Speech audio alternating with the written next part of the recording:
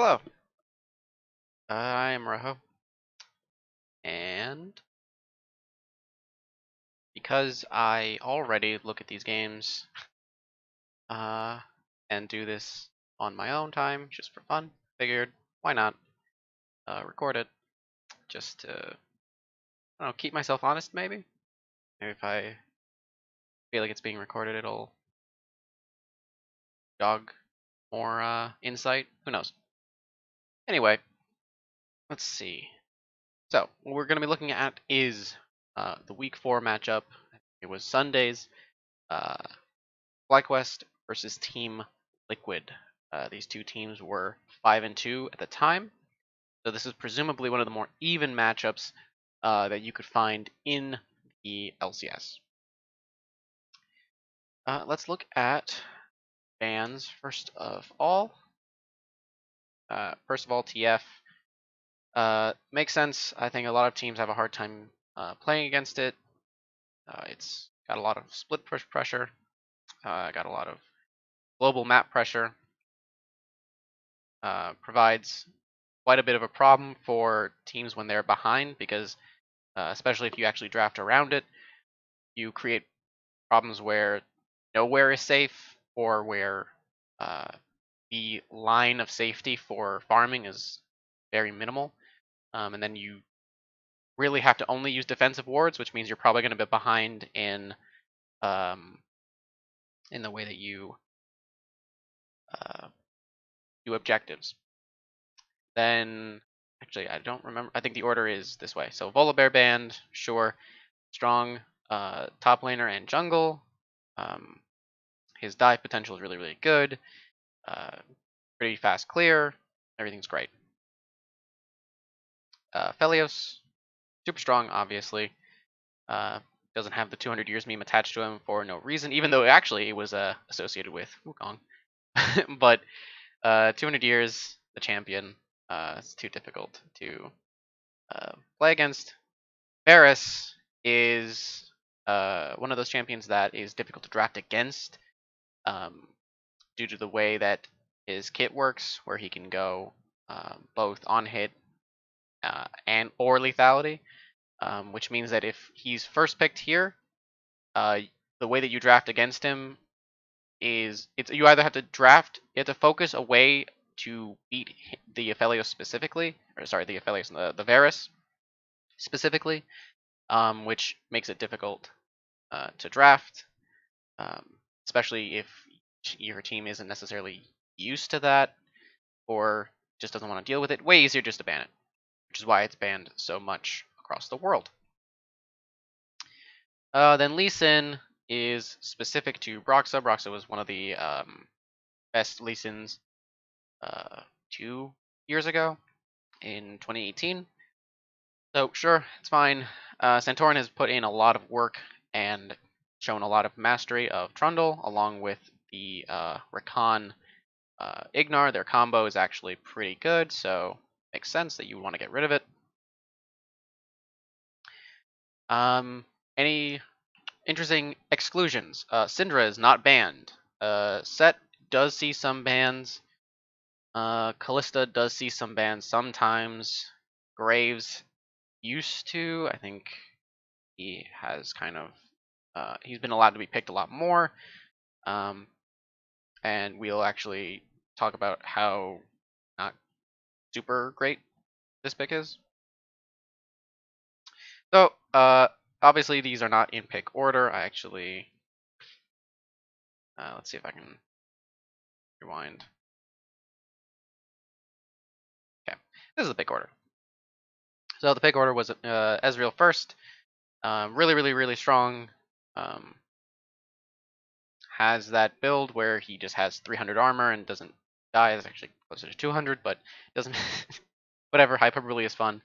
So Ezreal has just a lot of safety attached to him. Just a good blind pick. You know, there are things that beat him, but doesn't really.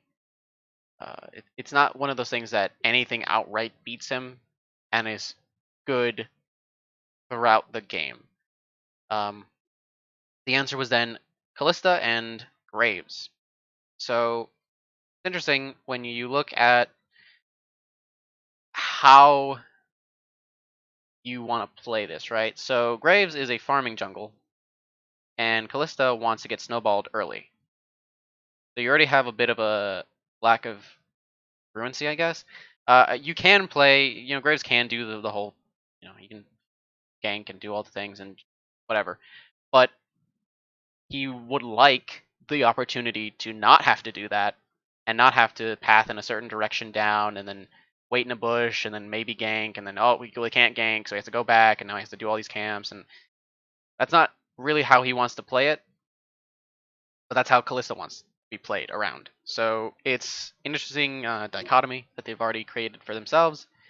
Um, these are two champions that generally want to be protected to some degree. Callista can kite out people. Graves can kite people, kind of. So it depends. Okay. Then Set, and then Syndra. Syndra, as I mentioned, wasn't banned. Just one of those champions that actually does get banned pretty often. A really strong mid laner, despite being at the top for so long. I think she only just recently received some nerfs. So I don't. It seems like she's just gonna stay where she is, and she's not bad in any matchup really. She's not. She doesn't like oppress the entire meta, so I think that's why she's managed to stay where she is. Set is a champion that can go in two places. He can go top jungle, which means that there is some flexibility. You can't necessarily just go, well, I know where Set's going, so it's going to be here, and I can just pick on this one or this one, but I'm playing into that. Not a thing. You have to account for both, especially when you've already revealed your jungle. So you can assume that this is going to be, okay, this is jungle Set that can play into this, maybe, but you can't 100% know that. And I mean, based on their bans, they don't even think that. Or, yeah, they actually do think that, because they wouldn't ban these two if they thought this was going to be, he was going to be top. Nothing really to talk about with Syndra. She's just good in pretty much every matchup, so it's fine. Looking at the kind of what we've already presented by FlyQuest. So this is extremely versatile.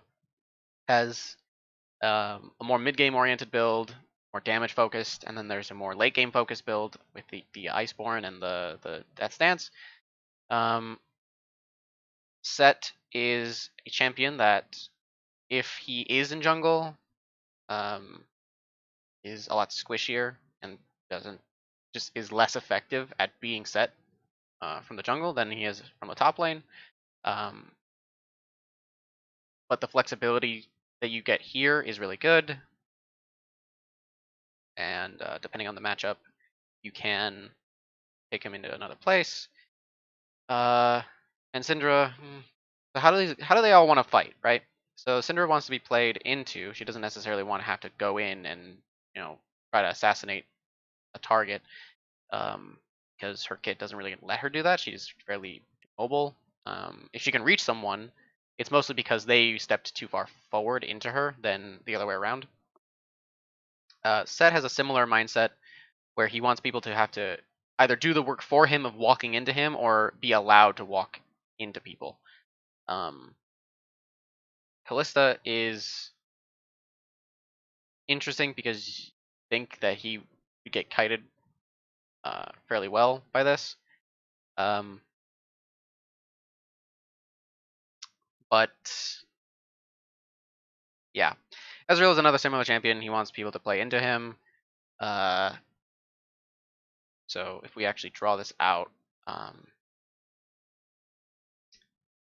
he wants people to play into him. He wants people to play into him, but he can go the other direction. And she wants people to go into her. By the way, by picking Callista and Graves, he's guaranteed to go the Iceborne Gauntlet. The Iceborne Gauntlet and Death Dance build. Like 100% guaranteed, which means Graves can't go lethality. And Callista is bound to fall off. So all these champions want to go in pretty much one direction, which is they want to kite back and front to back fights. They can initiate things. He can slow down opponents who are trying to aggress onto them or trying to run away, and they can chase them down. So those are options. But generally, what they want to do is they want to be at objectives first, and then or be defending an objective, not necessarily doing it, but defending an objective, and then forcing the opponent into them, into a fight where they can kite them out, or they can use set to set up plays. Going back here, last pick for Team Liquid it was the Azir. If you look at all these champions, again, you actually see a fairly similar trend. Play into, play into, play into. Obviously, Graves has part of his kit is innately he kind of wants to go in, but he doesn't actually want to go in. Especially when you're looking at this, because where does he go? Who does he want to fight? Does he want to fight this guy? No. Does he want to fight this guy? Probably can't. Does he want to fight Syndra? No, never. So who does he want to go into? No one. And that's the problem. That's where the issue's already arisen. Because now he doesn't have the you pick Graves. They have an option to blow up Graves. They have an option to put Graves in a bad position. Even just duel him maybe. Probably not. But and then kite him if he's trying to get away or whatever, or come into them. So he doesn't have the option to go in, which means he's always going to be cutting backwards. And especially with Azir, who is another backwards moving champion, you want to set up. I assume that the best fight would be what Azir sets up a wall, fights backwards. These are going to be a whole bunch of directions. So it's a wall, and Azir is behind the wall, and then Graves is. I actually have no idea. Does he go over the wall? Who does he fight? Where does he go? He doesn't have the necessary defensive tools with this and this. These are three carry champions with no one to help them carry the game. Azir has carry tools on his own because he's Azir. Kalista falls off. Graves doesn't even get to get the ball rolling because he doesn't want to. He doesn't. Who does he target?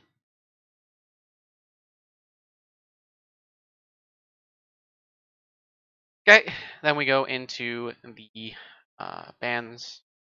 I always, for some reason, forget which one's first. I think it's this. I think it, red side bans first, and then this, and then they go back to here. Wukong banned.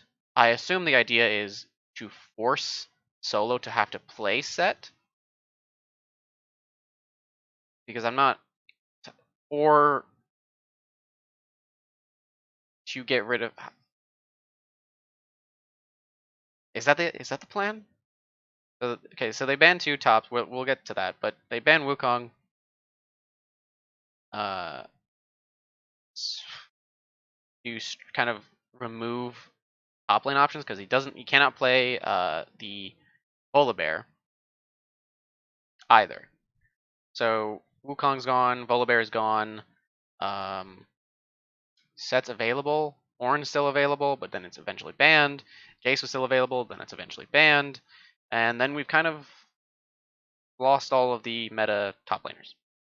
Aatrox is still available, but it's bad and doesn't make any sense into this composition. So, so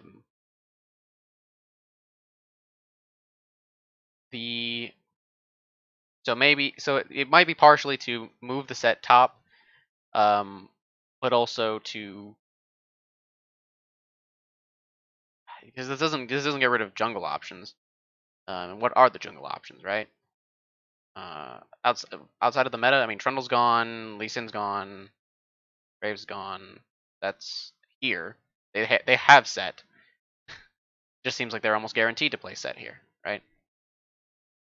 So that means they get rid of top lane options, maybe in the hopes of putting this here, or just to remove top lane options. Because then this kind of hits both jungle and top lane choices. And then Thresh's banned, whatever. Uh, it's one of the common duos with Kalista. Fairly strong, very aggressive, able to snowball very well, able to go through mid game very well. Um, Obviously, Kalista falls off, but it's whatever. Thresh doesn't really fall off in effectiveness. He just has to hit hook, and he'll still be useful. And then Ornn is banned, so these are again they're kind of going for jungle and top lane bans.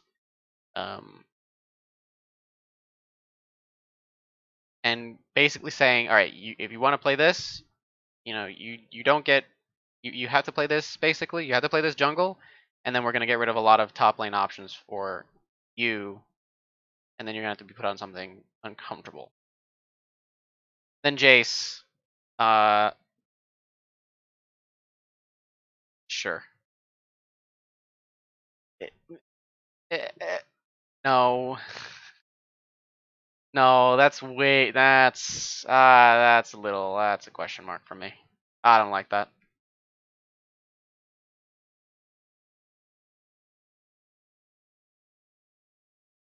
I wonder what the logic is. I'm not entirely sure.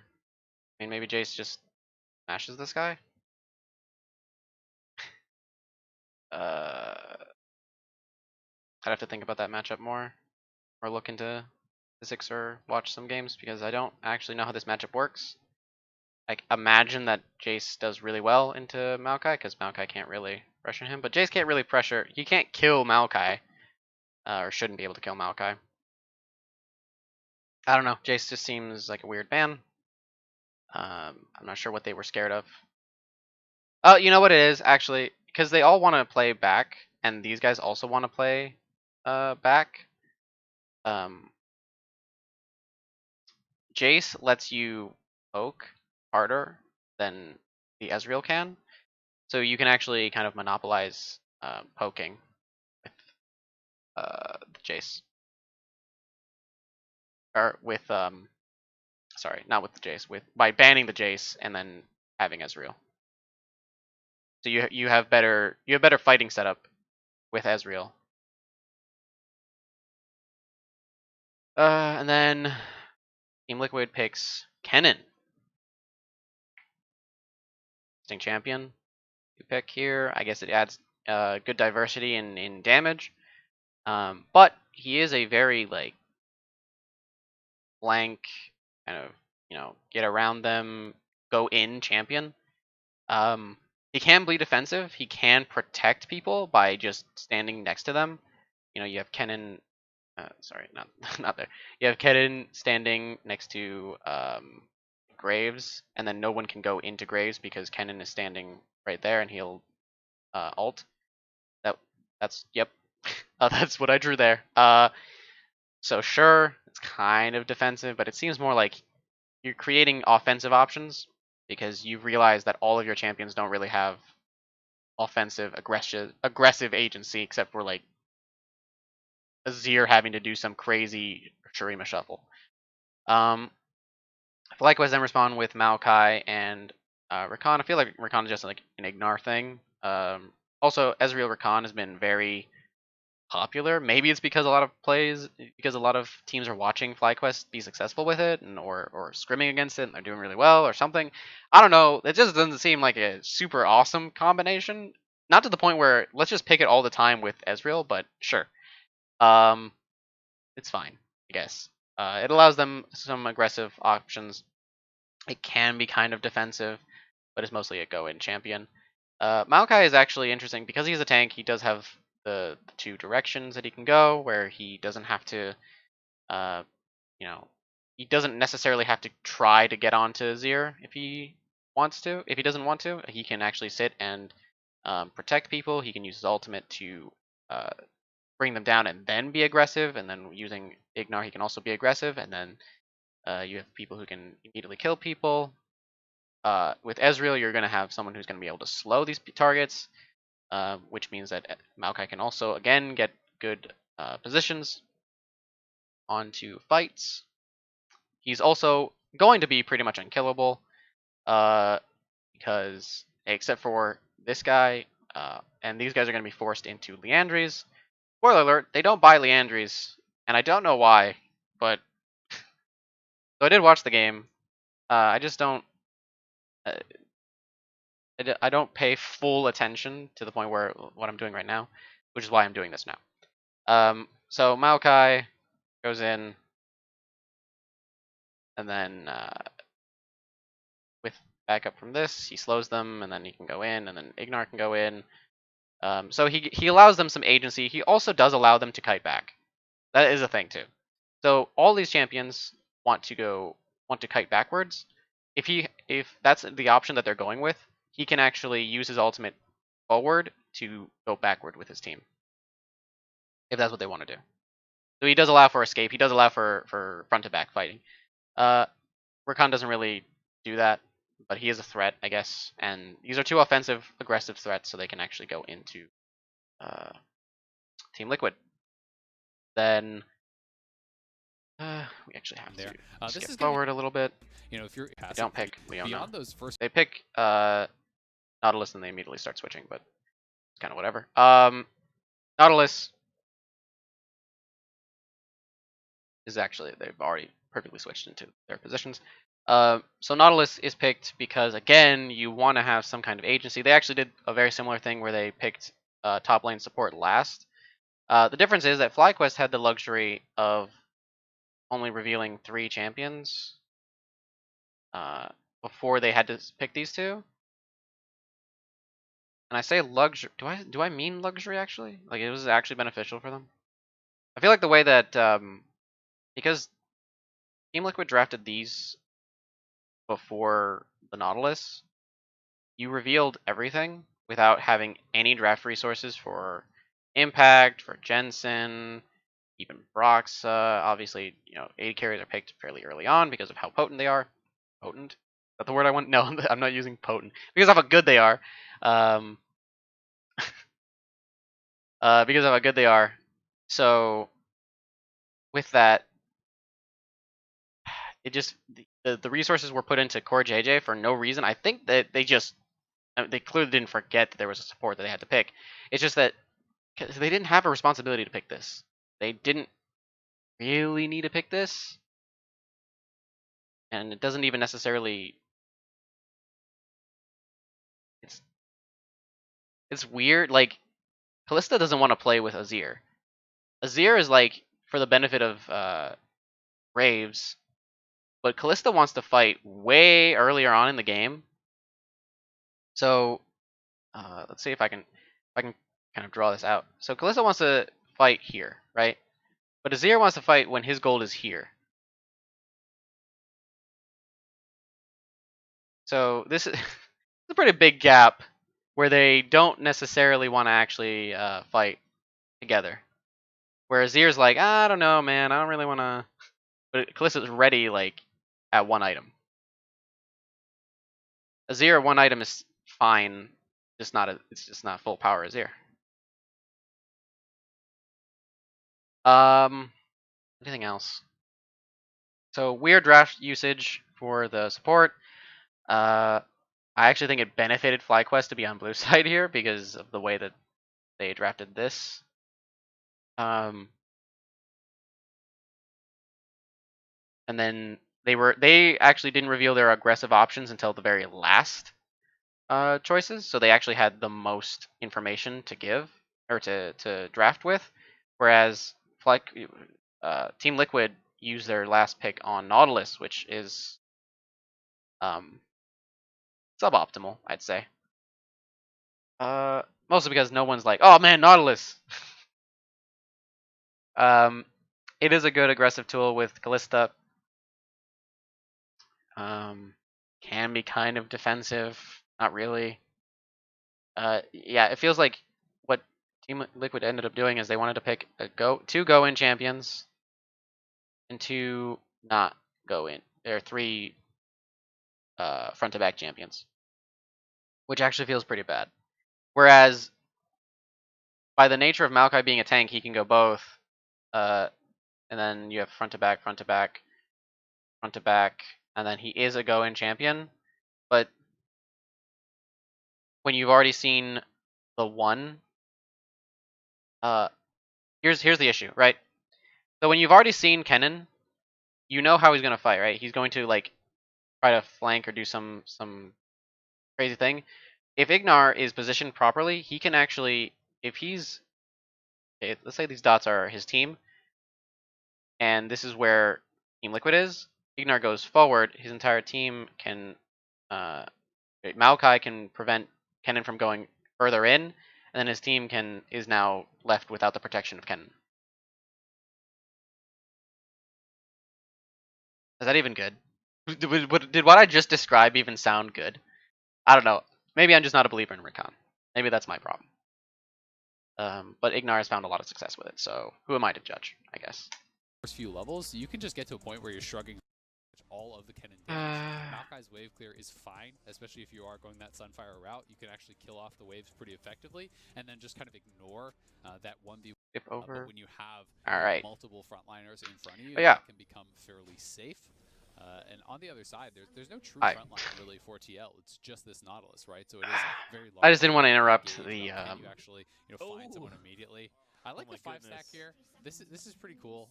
You run straight out to this tri-brush. Okay, so we're seeing a 5-point start from Team Liquid. We're seeing a push play by FlyQuest. I think that after a certain point, if you don't see anyone, you start moving forward. So it's very possible that they're actually going to lose position here, which may be to their benefit because then you can split the map. You have then you have. So why would I want to split the map? Is Kalista Nautilus more vulnerable than Kennen? Well, Maokai's not really in danger, right? So maybe that's it. So Maokai can play with a split map on weak side just fine. Sure, it's not fun, but he can do it. He's very unlikely to die unless you have 3 people go to kill him. So with that in mind, you can split the map and create pressure on the mid lane and the bottom lane. Okay, you know what? Fair. Maybe this is good. That out, and they're just hoping that someone from TL does look for an early. Okay, Azale's saying that maybe they're hoping that someone just walks in. I don't know about that. I don't know if anyone's gonna be like, I'm gonna walk in here, guys. Like, that's a weird. Honestly, like, the majority of the time they come in. If you look at the minimap, from where Kalista is down into the Raptors. Does this? What scrims was TL doing where they were like, all right, we're gonna all 5-stack in here, and then it's interesting. It's fine. Maybe I forgot a game where they did that. I want to say there was at least one LCS game where that happened, but I don't fully remember. There was an opportunity potentially for maybe it was LEC.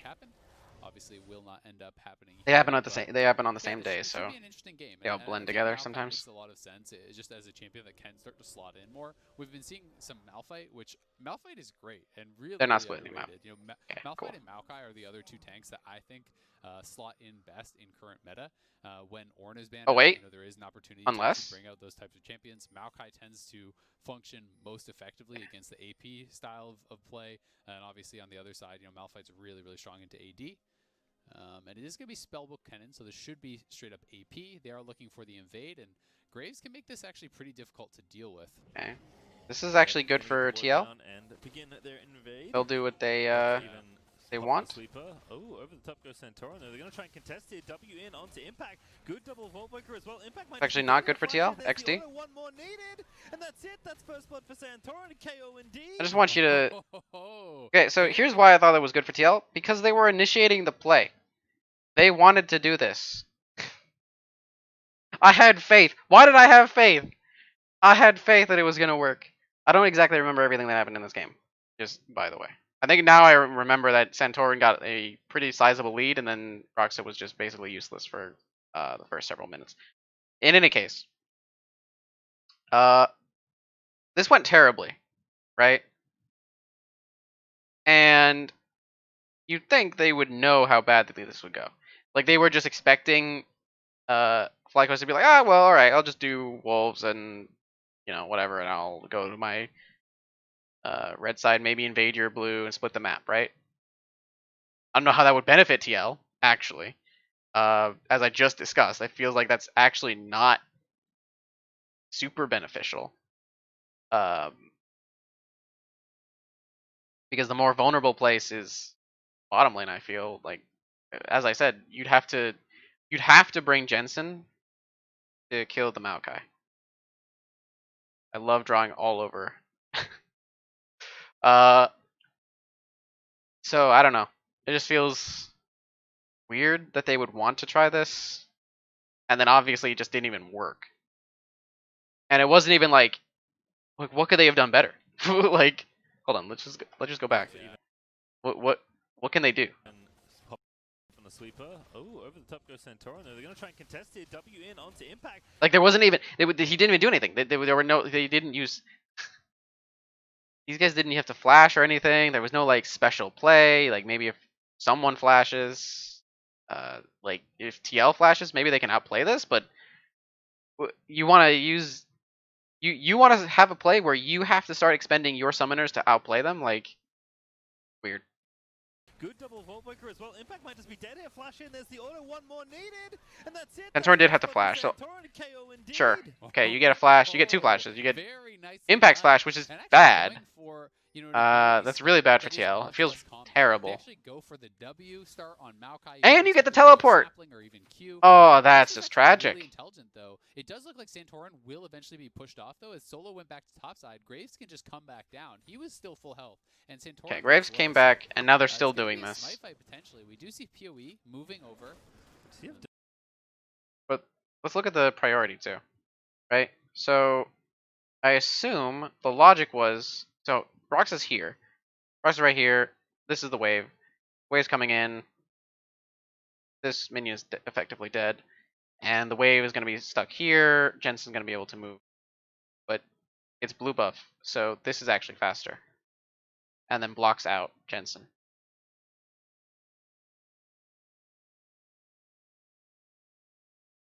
So if Graves is over here, like where the Maokai portrait is, he's actually not protected by Jensen whatsoever. And Syndra is stronger than Nazir at level 1. Which is when this is happening. Or is able to, you know, she can use her abilities stronger, whatever. Obviously right here, it's going a bit weird because of how Power People had to play it because of this, right? Much less common. They actually go for the W start on Maokai. You would have expected them to go sapling or even Q. So this was actually... Oh, and he is... Wait, and then Graves is actually approaching through this the wall, so he's actually Eing over the wall too. Actually really intelligent, though. It does look like Santorin will eventually be pushed off, though, as Solo went back to topside. Graves can just come back down. He was still full health, and Santorin was low, so it's going to be a smite fight potentially. We do see PoE moving over. This is a pretty wild start. PoE's W can make this really frustrating. Also, Jensen's here. Also, the top laners are back, and Impact's level 2. Okay, Power of Evil is just like that was the most confusing. What the hell was that? He was like, all right, I'm here, and then I'm gonna walk into Jensen, then I'm gonna walk into Impact on purpose. Then I'm gonna flash. I don't know about that one, Chief. Because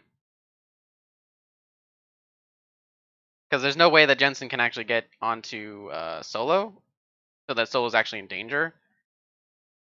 If anything, PoE can just go over here or flash over the wall to endanger Roxa faster. and then Jensen can't respond unless he flashes over the wall too, and then he's screwed. And then Impact doesn't even have flash or teleport, so he could be even more screwed if he does anything, if anything goes wrong. So at this point, you actually Huey just does this. I don't even know if he has the flash. This guy's just dead because Solo can lock him down. But also, Impact is level 2, so that is something to account for because Solo is actually level 1. Not a good look. W there. Gonna throw Solo wasn't able to actually do anything. Smite down. Santorin actually got the blue buff, but the stun's gonna land from the cannon and Impact. Okay. He's gonna get Power of Evil, but can they get a kill? Impact is. Oh, that's you gotta dodge that. He's level 2 as well. This is Oh, what is this? What? Back from the dead because death timers do not exist this early on, and now they're fighting over the wall. But Azir has blue buff. Very standard. And he missed the cannon. Of course, Maokai level 1 at Alright. minutes, 1-0. Alright. Very normal, expected. Let's just sit here for a second. Okay. Okay.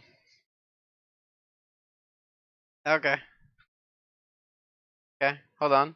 Let's just collect ourselves and figure out what just happened. Right? So, Broxa probably made a needlessly aggressive play. That cost his team. I mean, it ended up being even on that specific play, so sure.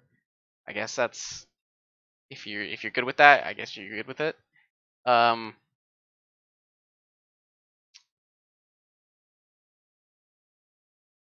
now Santorin is this isn't good. Yeah, oh, Jensen has a blue buff, so that is beneficial, and Power of Evil is gonna feel that. So Power of Evil doesn't actually like the situation, but Santorin loves the situation. Oh my goodness. He's like, oh well, I just win.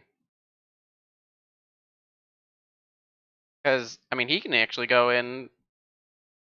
He might actually be, yeah, for sure. Actually, there's no way that Graves is gonna have to do a full clear, but Santorin could potentially go red, blue,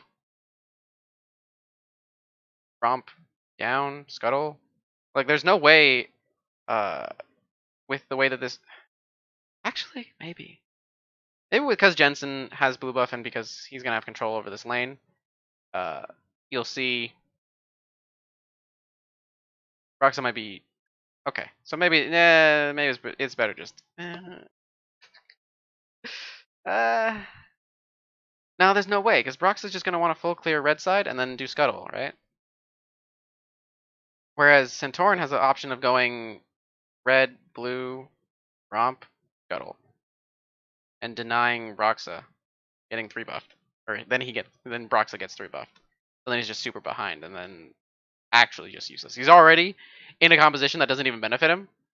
But now he's just also going to feel terrible for the next 20 minutes. That is an interesting choice given the call is a weird choice by Impact. Maybe he just thought, well, I mean, it's Maokai. He's not actually going to threaten me. I'm not going to really threaten him. This is going to be a farm lane, and it can benefit me, and the shenanigans are over, right? Maybe he's thinking, all right, the shenanigans are over. You know, we're just going to farm it out, right? Okay, fine, whatever.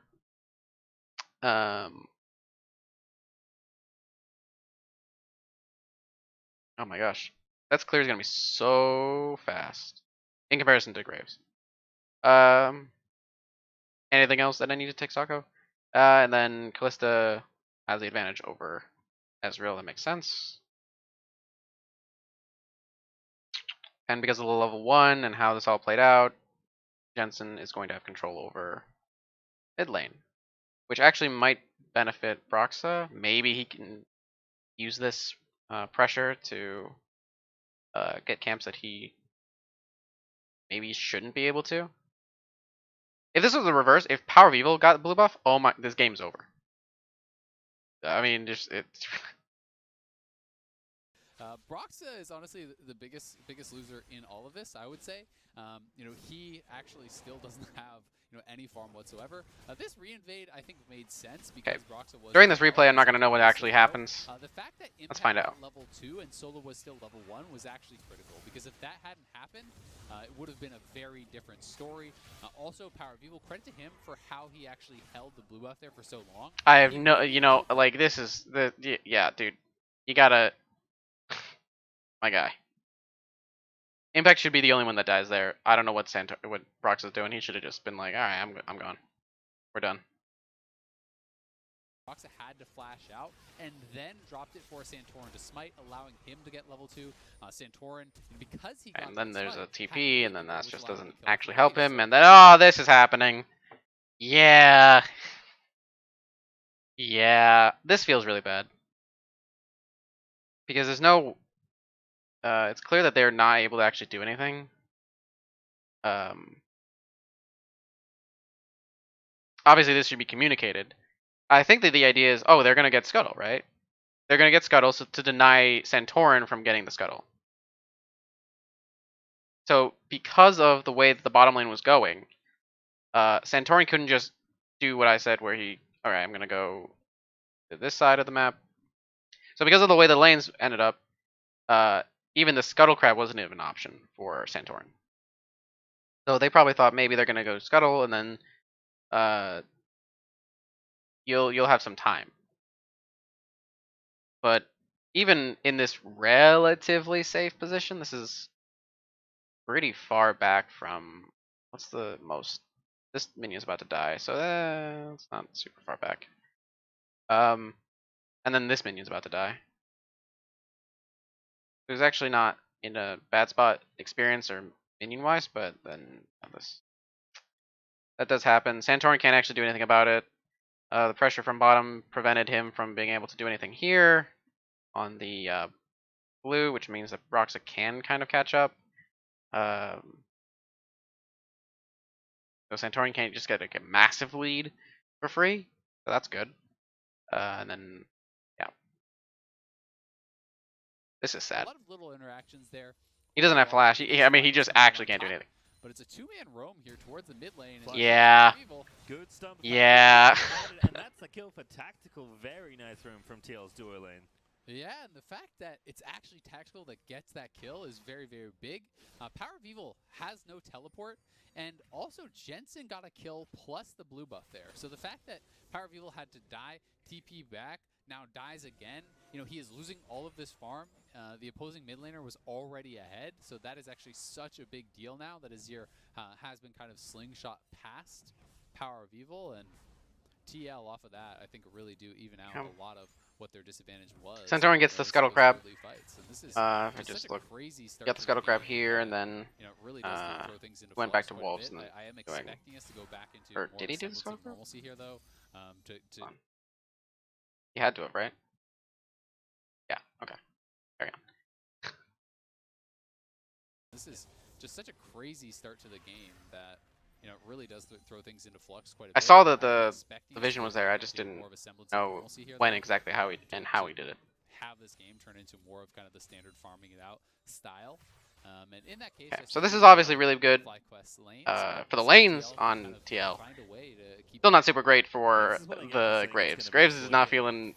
he's still feeling pretty bad. He's just hoping that his team can carry him, basically. What kind of caster are you? How would you know that we would have all these kills at level 1? If this is what's going to happen, I'm going to say every game is going to be horrendously slow, and then I'll just let the teams prove me wrong. So, there was a Ignar shot a scrying orb, so they see where Graves is. I believe, there were some pings on the minimap, so they know that this is happening. There's nothing that they can. There isn't really anything that he can do. He just is denying farm from the Graves, who's already behind. So Santorin's doing what he can to keep his lead alive. But for now, Solo's just going to be chilling. I do think he'll work towards a cowl. We'll see where he wants to go after that. The fact that Impact is Spellbook really does say he should be going I think straight up just for the AP style build. I think this will be Proto Belt first. I don't think that we're going to see. I don't know how he doesn't see that. Pink ward is fine. You'll go towards Conqueror and try it's to fine. get in more heavily for that laning phase. But Maokai, it's not fine, but really it's fine. And I think the biggest question mark right now for FlyQuest is how can Power of Evil bounce back? Because he's the one on FlyQuest's side that did kind of get put behind after that roam especially, which was just honestly a really nice punish from CoreJJ. Power of Evil is able to do that, so he plays more defensively. Jensen's currently pushing towards him. Mash and Ignar also getting pushed in the 2v2, but it's possible. I don't think so. Versus the Halo Blades. It definitely prevents the dive. Well, so Jensen, Broxy should be able to actually get that dragon for free. There's nothing they can really do. Yep, I mean, you have Ezreal doesn't really want to fight it. Ignar can't do anything. These objectives, but you also have pushing the bot, so things are and once they're on it, they're on it. They got it. Side, as far as the bot lane goes, honestly, you're not really picking Ezreal and Rakan for the laning prowess. It's just more about having this 2v2 that doesn't require focus, that can actually farm it out relatively safely if left alone. And Rakan is more for the hard engage later on, right? For being able to punish all of these squishy champions. It's only CoreJJ that really is going to have any sort of tankiness. So if Ignar can find good engages later on, whether you're getting the Graves, the Azir, or the Kalista, even the Kennen is fine pre-Zonias. You can burst these people down in that CC very, very effectively. So while you do give up priority early on with that Rakan, it's not a strong laning pick like something like the Karma could be if you wanted to fight more for that. Pause for a second.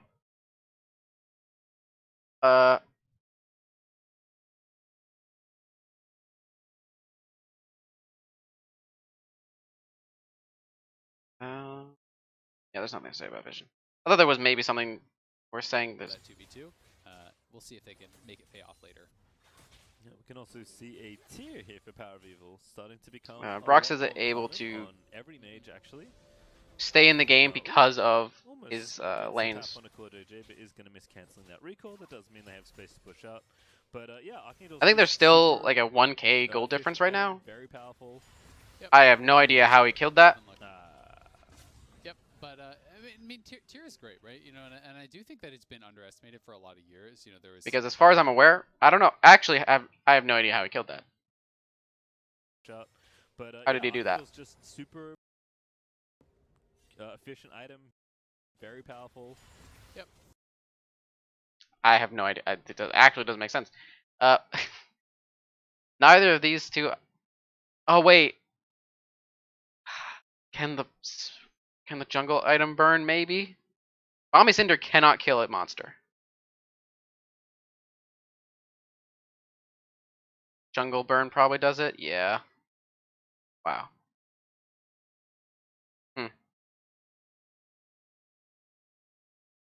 Okay, sure.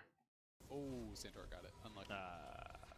Yep. That's actually really unfortunate. I mean, tier is great, right? And I do think that it's been underestimated. You can feel the.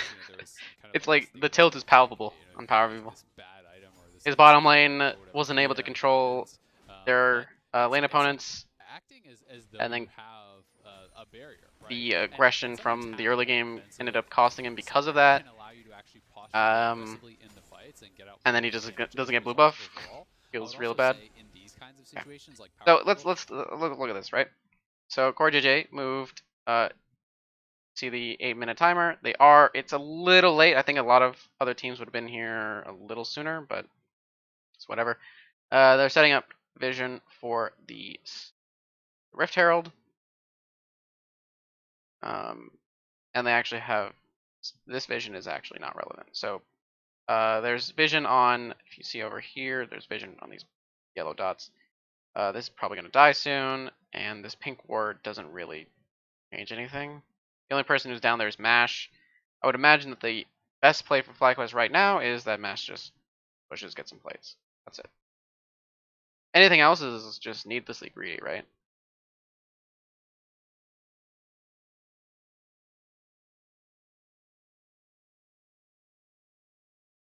I mean, Maokai backs off.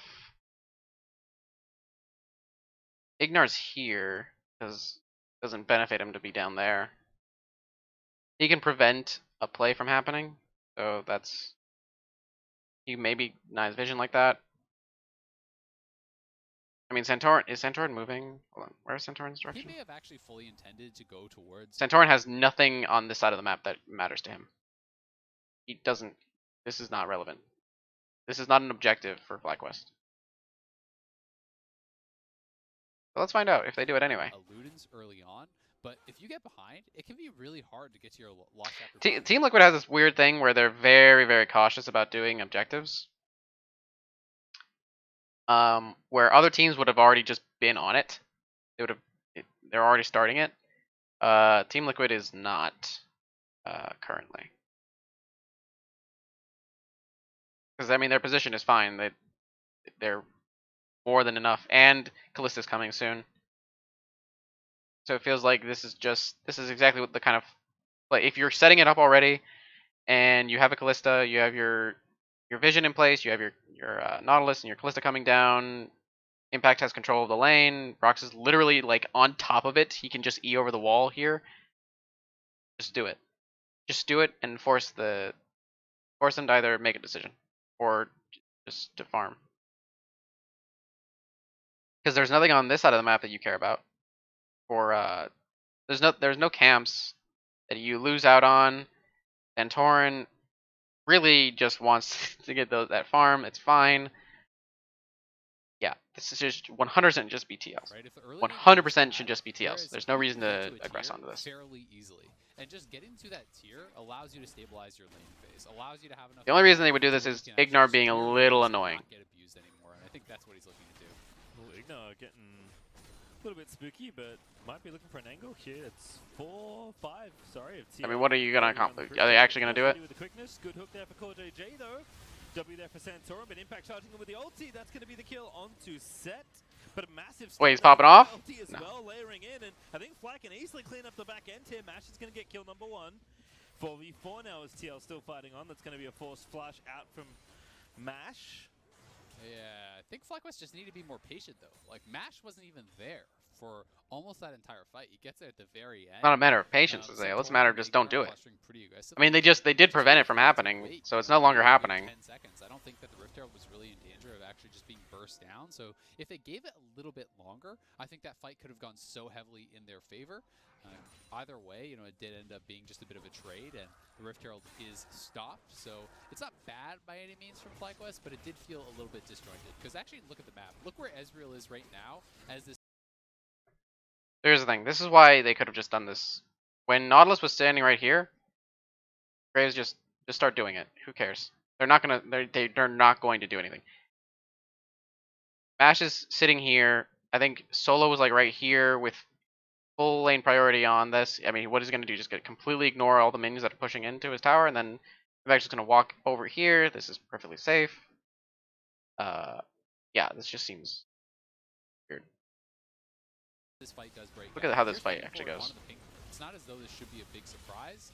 It was a nice engage here from Ignar. He actually charms up the entire team. Jensen uses ultimate this entire fight. If Mash was there at the very start and you have an Ezreal ult layered over top of that, that could look very, very good. Mash, though, finally does arrive. They are able to kill up the pick up that 1 kill. There's literally a person running into him, and he's just like, nah, I'm not going to do it. Not really feeling it. Watch. Look at this. As this fight does break out, and you're stepping forward onto the paint. Yeah, it's not as though right here. This guy's running. Ult him away. Don't let him just do that.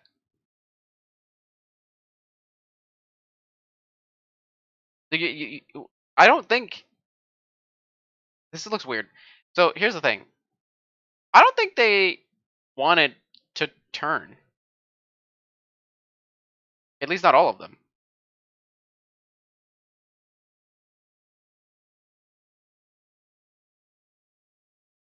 I feel like the call should have been to finish the Rift Herald. Well, obviously this isn't burstable, as Azale mentioned. It's not, you can't just burst it there. But this call is weird. Right? Brox is actually level 5 here. That's even weirder.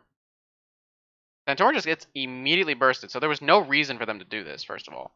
Ignar just aggressed for no reason, then he gets completely ignored, doesn't get ulted away by Jensen, so he gets to freely, he literally ults everyone.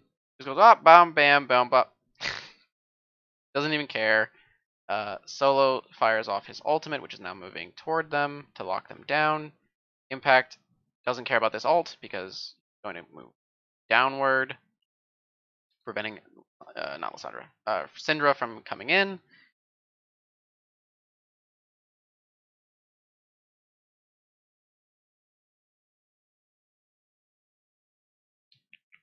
So,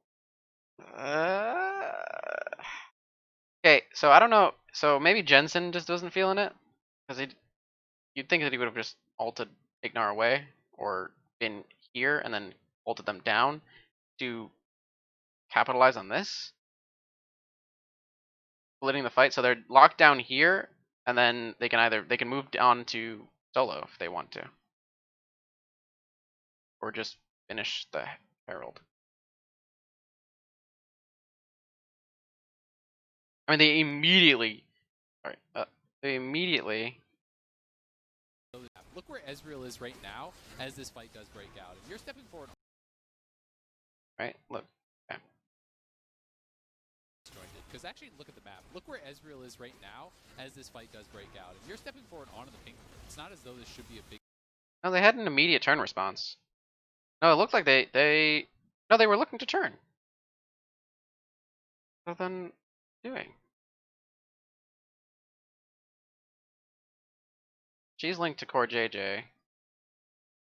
Rox is obviously very low and got hit with the true damage again.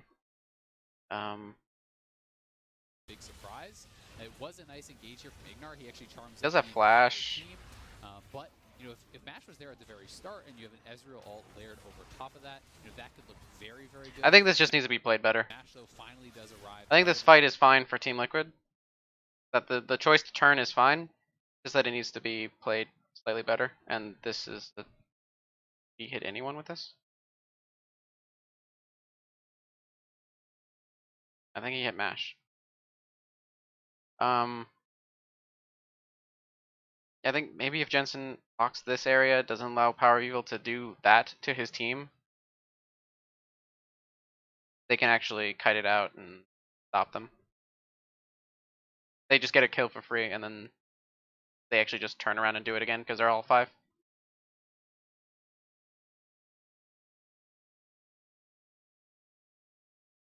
Yeah.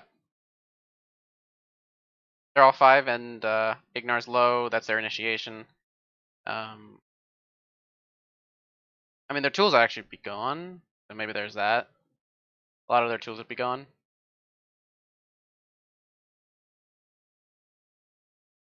Because, I mean, they'd have no ultimates except for, well, I mean, this would be down in my ideal scenario, right? So they'd have no ultimates. They'd have no ultimates. So they can't really, yeah, this isn't really a...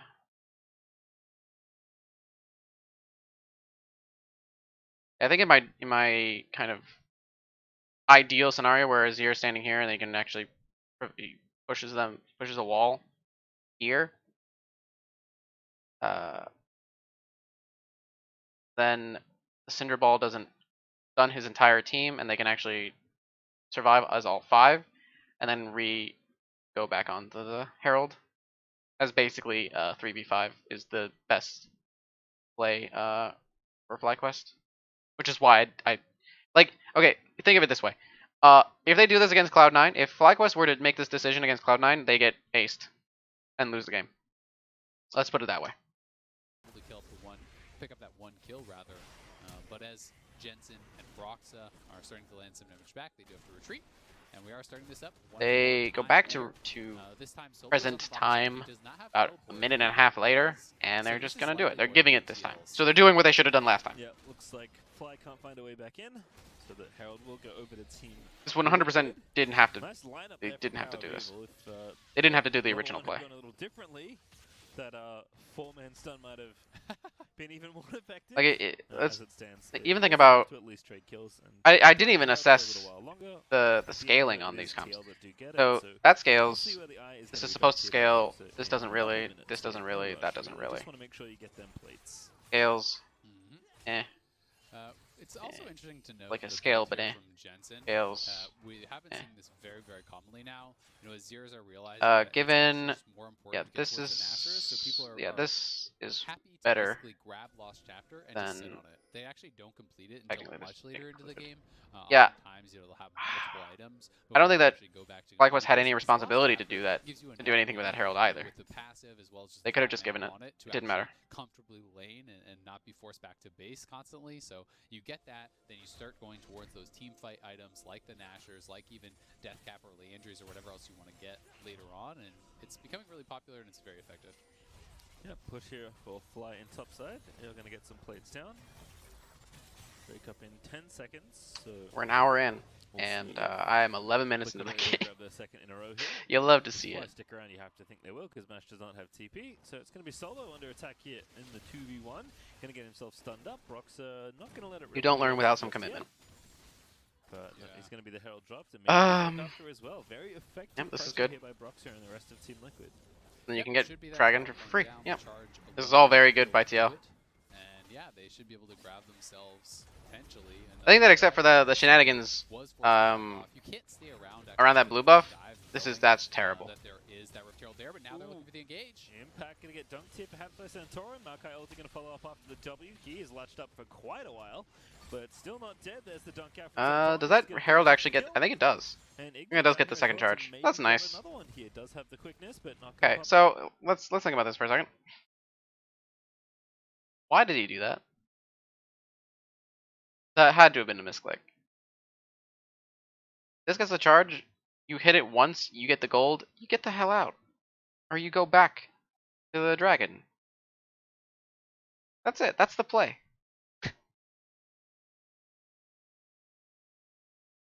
Why would you want to force your jungler or your team to like have to save you in this situation? Why would you go forward when the play is clearly you just go back to dragon?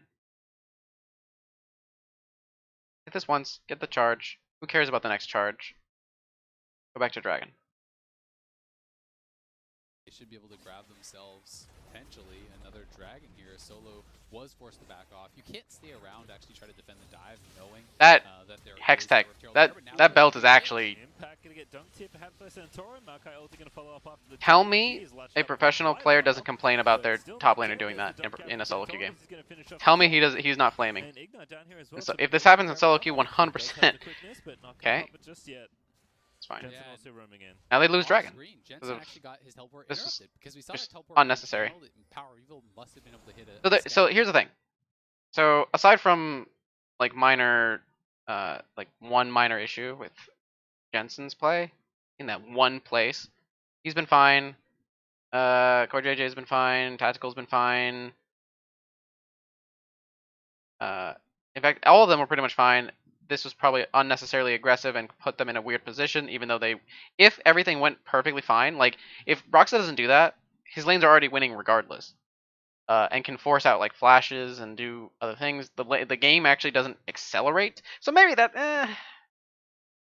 But the risk is just so high, right? The risk is so high.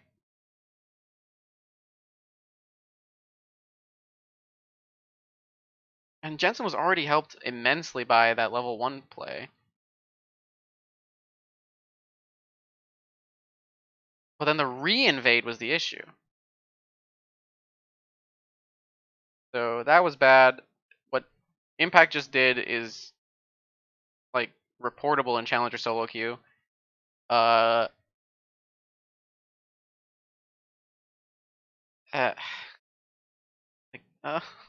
So tragic. They could have had two. Two away from the dragon. Could have been really good. The setup was good for the Herald. Maybe it was a little late. It was overall fine. I'd have to. I don't know if I can actually look at. I'm not gonna look back. It's not super relevant. whether or not maybe the bottom lane could have backed faster, or Core JJ could have backed faster, and so he would have been able to he could have gone on to the Herald slightly faster. I think that it's about as fast as it was going to be.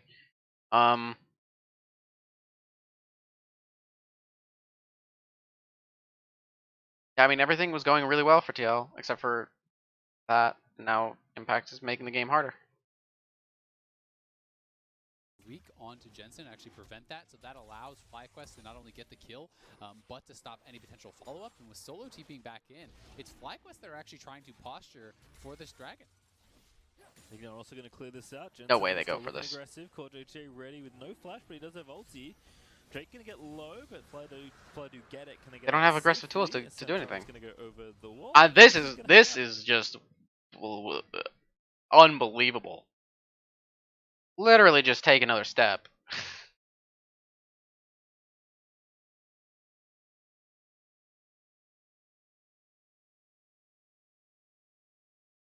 Hold on, let me just. Okay, they see Solo. They 100% see Solo. They have to know that Santorin's in the pit, right? Ah, that's just yeah. He doesn't have to flash. They don't have. This is no. It's smarter for them to just back off. It's fine. Can they get out safely? As Santorin's going to go over the wall. Actually, it's just going to hang out. They don't have the necessary vision. They don't have the vision to be like, ah, well, we know exactly where Ignar is and Solo is. Like they very well could have been put into a 4v5 situation. The summoner, and he is going to be able to do so. So they do even up the dragon count, which is pretty good for them. Among all the people who are in that position, Broxa, Core JJ, and Jensen is not the three that you want to have in that. Especially, I think, in a 4v3. Of FlyQuest, they'll be feeling pretty nice, you know, being able to land that poke down. Obviously, it's then they also had teleport. Either team, but it is. Yeah, maybe they go for that. Maybe they should just go for that. I don't know. The team doesn't have a lot of tanks because you start to have these little bits of damage that really add up from any source, even Rakan Qs. That's down to personal team preference. When you have a lot of squishy members. That's one of those things where you bring it up, like you bring this up in a review just to be like,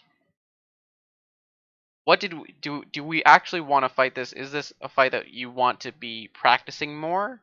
Maybe, or at least having a discussion with whoever the shot caller is, whoever made the decision to back off, to say, you know, if you knew that this was the situation, would you have played it differently? Maybe you talk about how you can actually create a fairly even fight situation. They should know all the summoner timers, so it's probably fine. They could probably still get a flash out of Santorin.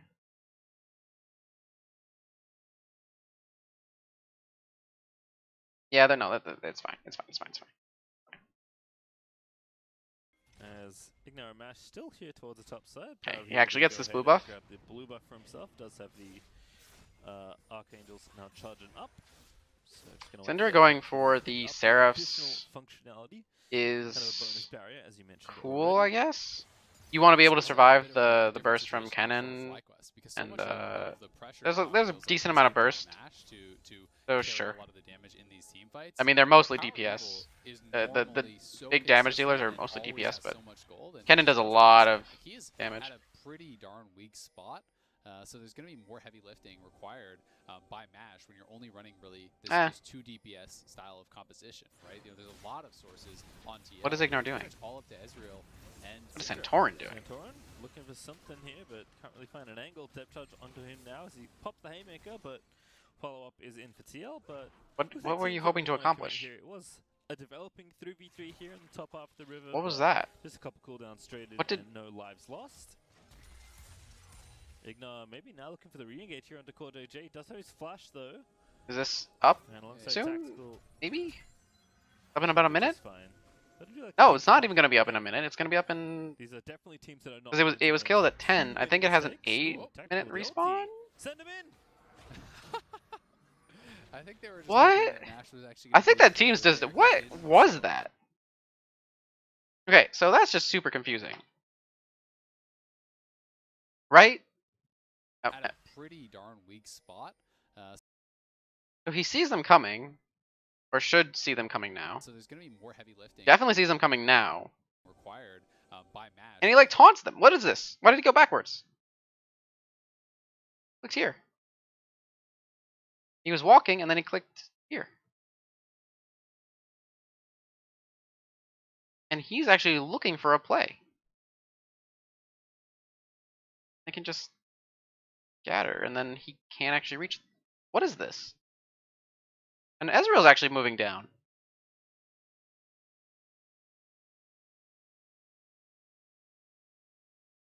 They don't have TP, and TL does.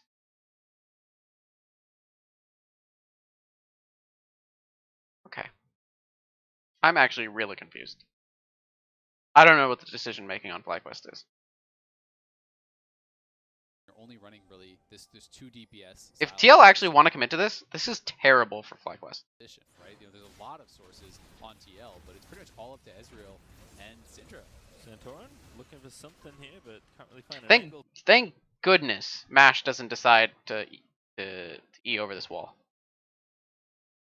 That would have been the chef's kiss To the play. Now as he pops the haymaker, but follow up is in for TL. But looks like teams don't really want to commit here. It was a developing 3v3 here in the top half of the river, but just a couple cooldowns traded and no lives lost.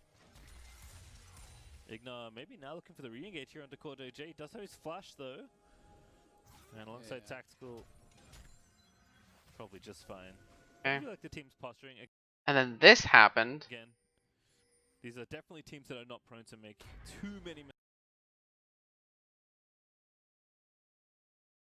In what world does that ever work? Which one? Time of the world. Where Mash, like, goes forward, I guess? He knows you're here because Ignar was right. Right? And alongside Tactical. No, they have to know. Probably just fine. They saw you walk in here. Why would like, the only world where this alt works is the one where Mash decides to go here. Like, ease forward into this position to, like, kill a minion or something, and then dies because of it. Or you get flash or something. Like, that's very confusing. This is very confusing. These are definitely teams that are not prone to make too many mistakes. Of just very strange Send him in. decisions. I think they were just hoping that Mash was actually going to move forward there. Doesn't even clear the way faster. Not even playing it smart, not having vision. You know, was sitting far enough back that they couldn't actually go for that dive. Once Mash did finally move up and show himself, so well disengaged there by him. But we now have Impact on 2 items. You know, he's gotten out pretty quick towards those. They're very aggressive. Especially, you know, that proto belt is very easy to complete, and he started with a call, which is going to help him kind of get to that pretty quickly. Maokai is going to be starting to get pretty damn tanky. There's nothing that they can actually accomplish up here. Against the cannon, where you're really just kind of shrugging off all the damage that he can do. So it's no longer any sort of issue in that side lane if Solo is just stuck matching Impact, and Solo is going to be very difficult to actually deal with come 5v5 time because, like we talked about a lot, there's just no true frontliner on TL's side. I don't think I know the respawn timer on that Herald. It's going to be at threat of getting burst down. You know, even just okay. someone up into power. I don't know why I don't know that off the top of my head. I actually can't think of it. Yep, and again, the carries are very vulnerable on the TL side to that kind of maneuver. So it's fine. It's up now. Want to play those future engagements. There's nothing really to fight for. It must have a 6-minute spawn. 25 Yeah. Dragon, at least the first one. Yeah, that makes sense. Flash face where it gonna knock 2 together. Now Broxy trying to get out of there, but Mash with the flank. Able to give Santorin that last hit, and Power of Evil letting it rip, stuns CoreJJ. And one orb away, but nobody was able to throw it out.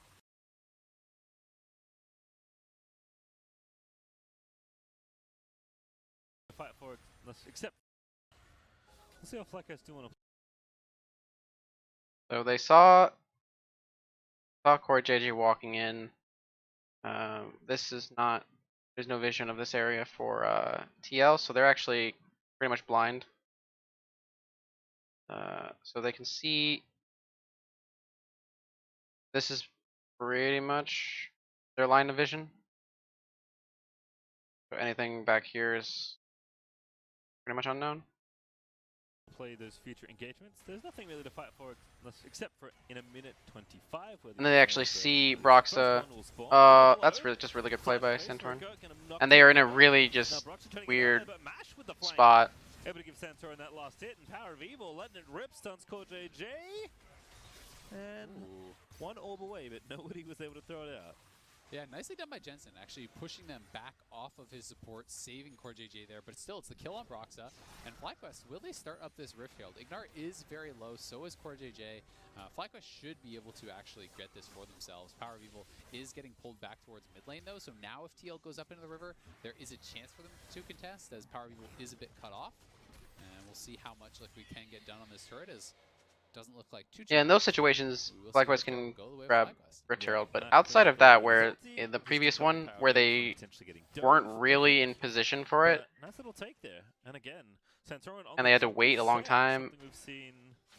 TL kind of, I mean, Brock's dancing around this area right here, or JJ being here.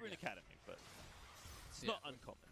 No, it's not uncommon, and especially when Broxa doesn't have the defensive tools to prevent that from happening.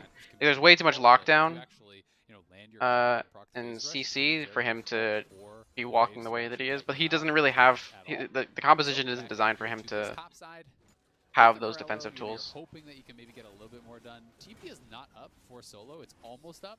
TL might actually just get a free dragon off of this. This is a free dragon.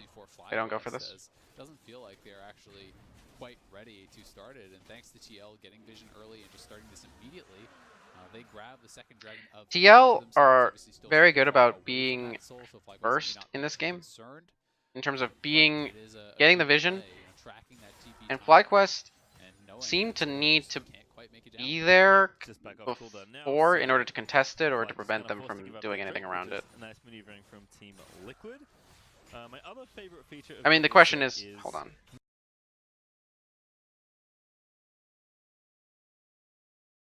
And they have been in that position.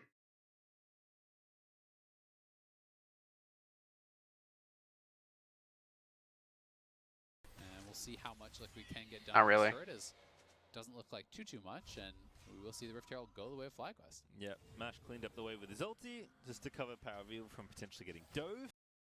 Yeah, I mean, there's no... Yeah, because Santorin and Ignar had to back. Mash went this way. Power of Evil can't go this way. Yeah, this is TL territory. There's nothing that FlyQuest can do. I mean, I guess they can still just go, but there really isn't something that they should do. I think, but nice little take there. And again, Santorin on the jungle set, something we've seen a little bit. I don't know if we've seen it in the LCS yet, actually. We have? Okay. I remember in Academy, but it's not uncommon. No, it's not uncommon, and especially when you are playing Phase Rush, generally when you're going up against a Graves, these matchups can be pretty difficult, but if you actually, land your clap and proc the Phase Rush, it becomes very difficult for Graves to actually kite you out pretty much at all. So back up here to this top side. With the Morello, you're hoping that you can maybe get a little bit more done. You're watching this replay? For solo, it's almost up. TL might actually just get a free dragon off of this, unfortunately for FlyQuest, as it doesn't feel like... Yeah, I mean, there's nothing they can do, because this area is just not... You can't really go in here. Just starting this immediately. They grab the second dragon of the game for themselves, obviously still very far away from that soul, so FlyQuest may not be too concerned. But it is a good play, tracking that. If there's some precarious positioning, like him being too aggressive or Broxa being out of position, then FlyQuest can have gone in and aggressed on the dragon, but any other situation is they can't do it. Is Nimbus Cloak, especially with Hex Flash, which every now and then you'll just see him standing next to a wall, powering up, and then he zooms over, is trying to gank somebody. It's pretty great. But very powerful also, as silly as it looks. Ignar, though, maybe catching Jensen, going to get the knock up. Damage out, there's the Syndra ulti, one more orb needed, is not going to hit, one more order. Ooh, the heal actually going to save him, never mind. Shut down there for PoE, but the kill is going to happen on the other side as Tactical's able to take down Power of Evil, but now he's dead as the rest of FlyQuest descend onto Team Liquid. A double kill there for Mash as he takes down Core. Let's just look at this for a second. So here's the thing. I have no idea why he takes this route when he could just take that route.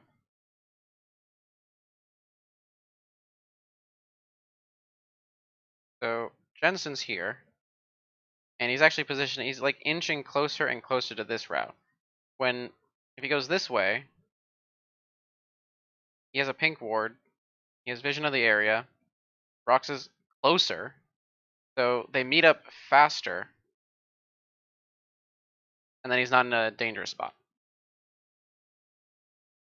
So I can only assume that Jensen wanted to fight. Especially with Hex Flash, which, you know, every now and then you'll just see him like standing next to a wall, like powering up, and then he zooms over. I was trying to gank somebody. Yeah, this is just poor positioning. Jensen should be like here, walking into Broxa, and then they go up, and then clearly a non-issue. Then we don't even. This fight doesn't even happen at all. Buddy, it's pretty great, but very powerful. But instead, like looking for vision on the rift on the Raptors, then he walks into Ignar. Doesn't flash, by the way. And then he gets stunned, and then he can't actually help him. Team is way too far away. They're way down here. Also, as silly as it looks, Ignar though may be catching Jensen. And it's not like there's a safe place for him to flash. His best flash is maybe here, but then he gets locked up by Santorin. Gonna get the knock up.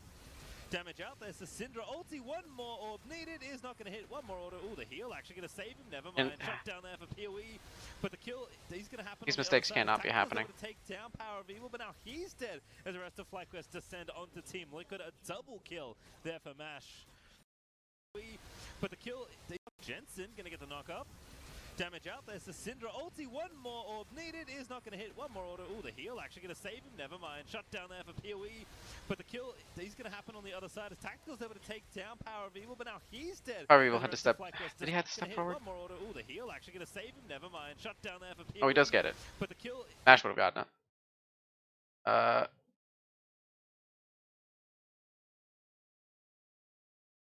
Yui stands here, doesn't walk into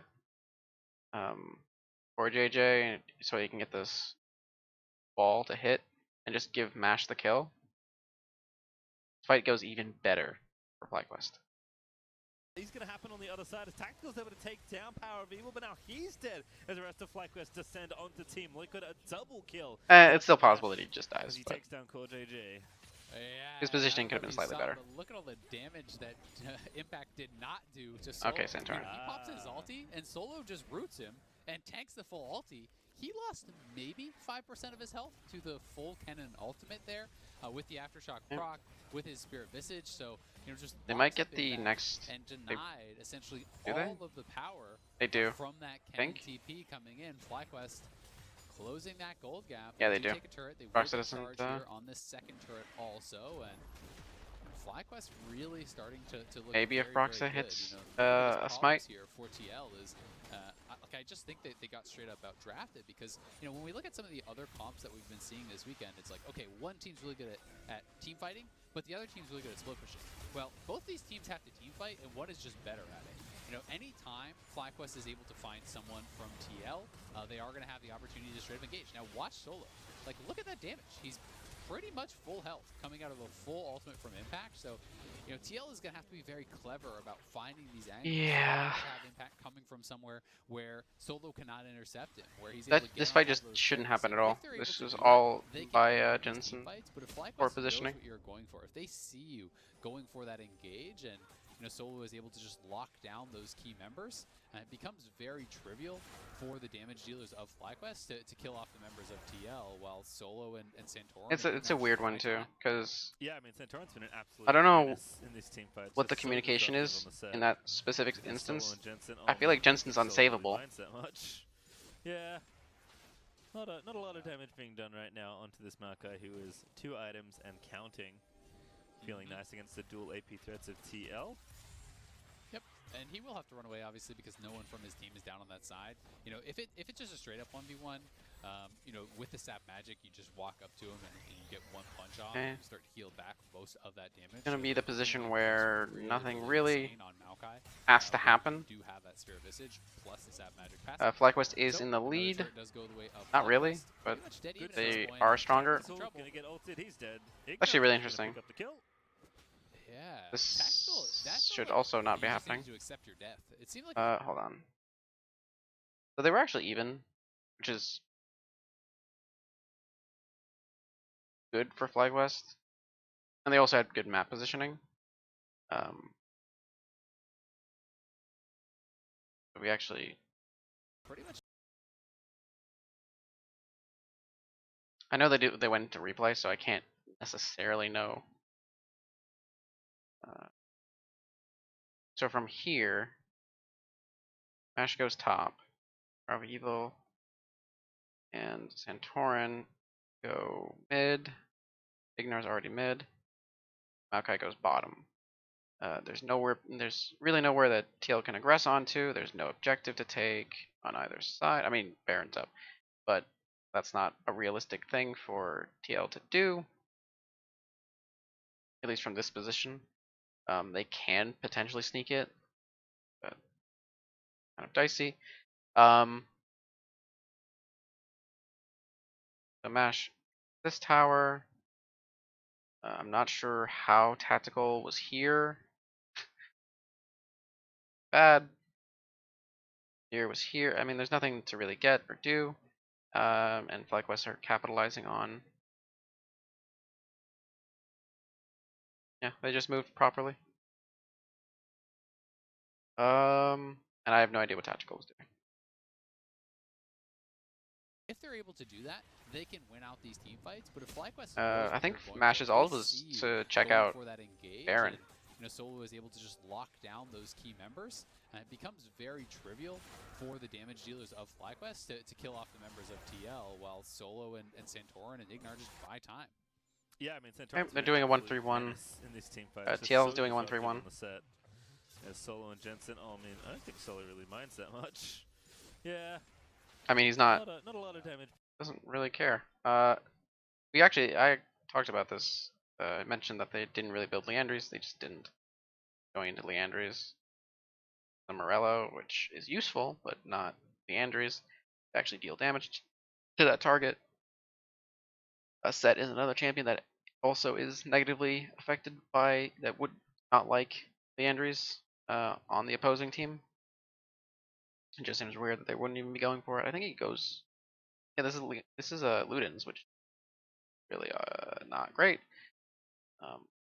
The Morello's fine because of Maokai, and Set are kind of, and Ezreal too. So being done right now onto this Maokai, who not egregious. It's just not great. Nice against the dual AP threats of TL. Yep, and he will have to run away, obviously, because no one from his team is down on that side. If it's just a straight up 1v1.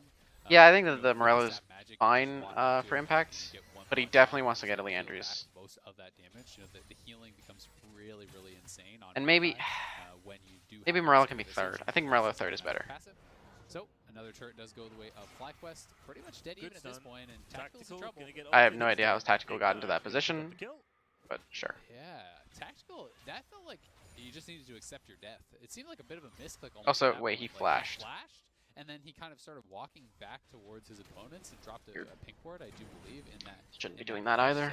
So, maybe trying to deny vision so he could walk away, hoping that they couldn't see him there or something. But Tactical was just way far out on the map without anyone else around, and there's that Sap Magic heal. 459, not too bad. Yeah, it does get higher and higher as you get. He doesn't care. Well, I do believe. So, it's one tanky tree. Yep, and that's just solely contesting the wave to TL are keep positioning to keep the minions prevent pushing towards it. this from just being taken away super easily. Dragon is in a minute, so they should be preparing for that right now. Any future 1v1s. Yeah, totally. And you can see Proxes, now with the Deadman. So not you really. talked about Nimbus Cloak, you talked about the Hex Flash.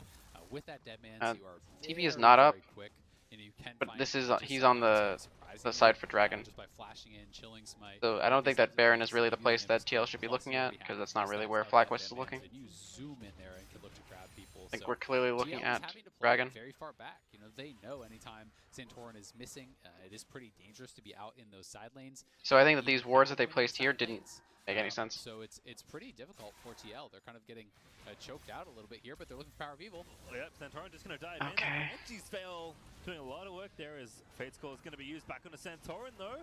Haymaker is up, gets used there, pokes Proxer for a little bit of damage, but now they're going to zone the rest out. What a great stun there for PoE as Mash just chunks Impact's health bar, and TL, it's like they almost have an angle on a fight, but almost is not enough against FlyQuest. Yeah, they were willing to risk a pretty dangerous fight there because they wanted to burst down Santorin so they could get this dragon. Santorin, though, he barely lives. That was so key that he did survive. You don't have this, you don't have this, you don't have this, you do not test this. You walk away, you do something else. Go do something else. That he saves enough for his full combo. Do something else. For the root and the Q at the very least. Do something else. If you throw too many saplings and you run out of mana for your root, it's pretty brutal. But I don't think that TL's do something else. In a position to what am I watching? This is just going to be FlyQuest Dragon at this point because multiple members of TL okay, are thank you, they're leaving. And Santorin is back. Plus mid lane is I mean, they're leaving way later than they probably should be. This will be a FlyQuest Dragon. They're going to move to their side. I mean, the difference is a couple seconds. It's not. That mid lane turret down, I do believe. In a competitive sense, it's bad. From a like, if I wanted to be lenient, then it's actually not super bad. But any disadvantage is bad. Is horrendous, actually. This makes more sense. In my view. Why is he so far out? Any yeah, what? You know, we did see CoreJJ was actually basing, and he got basing. Anything that you do that actively puts you in a worse position is horrendous to me. In competitive games. Maybe was assuming that okay, they don't know CoreJJ. It doesn't even matter what game it is. Any competitive game. For this, but the knowledge was there, the word was there. And he does end up giving up his life plus the flash, which obviously this is the next thing that they want to be positioning around. Neither team, FlyQuest is the team with the position and with the advantage. They don't really do it very fast. Okay. Got him. You don't have any damage. Here's the Zonias! Yeah, but Santorin was running away. Nash isn't even there. He's like, I will get you. What? Igno's just testing, you know, I mean, you know what, maybe he's thinking, you know, if this game keeps going this way, there's That's what I want to do. That's what I want to hear my players. I'll see if I can do this. No. How close can I get to one-shotting you? Not even close, okay. Yeah. That just is a weird play. That doesn't, I don't know what he thinks is going to happen. I don't know how common that is on Rakan as the first item, but again, Igno's such a playmaker that maybe he thought maybe I can get a flash from Jensen. I think it makes sense. But he ulted too, didn't he? Yeah. There's so much damage on this team, so you know what? It's a pretty short cooldown. That's fine. Maybe. We're like, oh, I can maybe get a flash from Jensen, and this is super free. So you maybe. have all of these squishy damage dealers that are now trying to retreat. You know, Broxa and Jensen and Tactical, they're all trying to run away. And then as the ultimate expires, that's one of those really weird. You can't actually just E right back. Even optimally doesn't really matter. And again, you know, it's just kind of creating a zone of best case scenario for in Ignar's mind, I'm sure his flash is gone on Jensen, which is good. But 9 times out of 10. Oh, it hurts. It hurts so much. 9 times out of 10, it doesn't matter what. How do you? If I can count. But CoreJJ still eats it. Yeah, CoreJJ felt confident they wasn't going to die. He didn't pop the stone plate, so you know. It's a pretty defensive build from Power of Evil. You know, when you look at it now, yeah, they can't. Large rod, when he gets the cap, that will They can't. bit, but he Gil don't really want to walk in here, but there's nothing. FlyQuest can't just do the Baron. Maybe if the champions were different, if these champions were swapped, maybe this is becoming an actual threat at this point in the game, but it's really not. you know, having the Banshees as well as that defensive shield from the Seraphs does allow you to play. We're really just playing for Dragon. Mash, right? Like he's on Iceborne Death Dance, so he's gonna be pretty difficult to burst. Which does benefit Zier. Jensen's kind of liking being able to kind of get knocked out. Farm it out. We'll also see a couple stopwatches there. Santorin actually had his for a while. I think he got it after he based from almost. I feel like the Dragon you Pit, go had that for quite a while. Banshees Veil, shouldn't you go Mercreds too? For even more fun with the double stasis. So FlyQuest are ready to fight, but again, I feel like that's no rush for this probably team. optimal. And then you don't necessarily even need to go this. Like he's not a good target anymore for impact, but Maokai is like becoming unkillable. It's kind of just how these teams play, right? They're both very passive. Yeah. They're both very risk averse. You know, and if you're gonna handshake on team fights, guess what's really good in a team fight? Stopwatch, right? You know, these abilities become so much more valuable. If you're playing a game where there's constant skirmishes, and you may have to, you know, blow the stopwatch over something that's less important, then it's less valuable. But when the only fights are happening around major objectives, well, stopwatch becomes incredibly important. They're just two-manning up the Baron right now. It is spotted out by TL. But FlyQuest could stay on this until Impact. I think that FlyQuest, they just finished. Potentially, so there is some danger. But no, don't go off of it. Ooh, good stun lines as well. They're going to go in onto CoreJJ. He goes Ignar flying over the top alongside Solo. Fates call. May have him. Going to protect him. Oh, goodness. Oh, what a great Sonya's there by Impact. But he couldn't get the ulti out. Now he's going to use it, but Santorin's going to dunk him out away from his team. And FlyQuest, well, now this is free. Yeah, CoreJJ barely survived to that last tech of Ignite, did not kill him. Right back. You know what? Baron. Maybe their turn was good. Who's supposed to face check? They don't have anyone to actually. They have no one to face check. That's why they finish. Yeah, this is just gonna be that's my logic. Make them commit further so that you can then turn, instead of turning when they're like here. This is a weird. This is way too much distance. There's flash available on Solo. So this doesn't. A chance that he just gets this is dead. There's no way. Down. He's got to be pretty careful about this. I don't believe in any other world. The rest of TL out, making sure they can't get in the pit. No, finish the finish. I think TL know they have to fight. They do get Power of Evil, and now that's going to force FlyQuest off the back. Finish. They are going to stick around here in a 4v3. Baron. They're waiting. They're like letting Baron hurt them more and more. Careful, bud. Alright, ulti's gonna miss, but Jensen's gonna get in there, and Ignar cannot save his teammate. Now the Baron is way too low, but Solo's gonna lock him up. Santorin's gonna try and finish it off, but the Baron still has 700 health left, and he steals the Proxer! Leaps into the pit, he's able to take that down. That went from so wrong this. For FlyQuest. That Baron went from free for FlyQuest to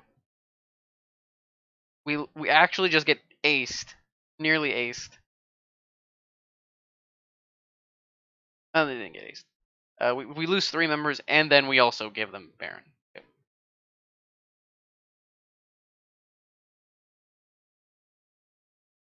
Hold on. So right here, I don't know what the health of I don't know what the health on the Baron is, but this is not feasibly gonna, like, if he does it, it's suicide, right? Ignar can sit in this bush. Doesn't need to threaten. Need to do anything. In fact, Power of Evil should be here. What is Power of Evil doing? Power of Evil should be like here, hitting this. You know.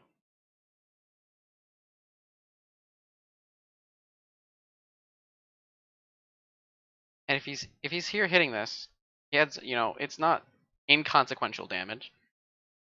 It does it faster. Ignar can prevent people from coming in. They don't really have a go button. Power of Evil is still here. They're funneled into this spot. Power of Evil can still use his ball and stun. This can still be killed. And burst down. He's got to be pretty. Why are they shouldn't be aggressing forward.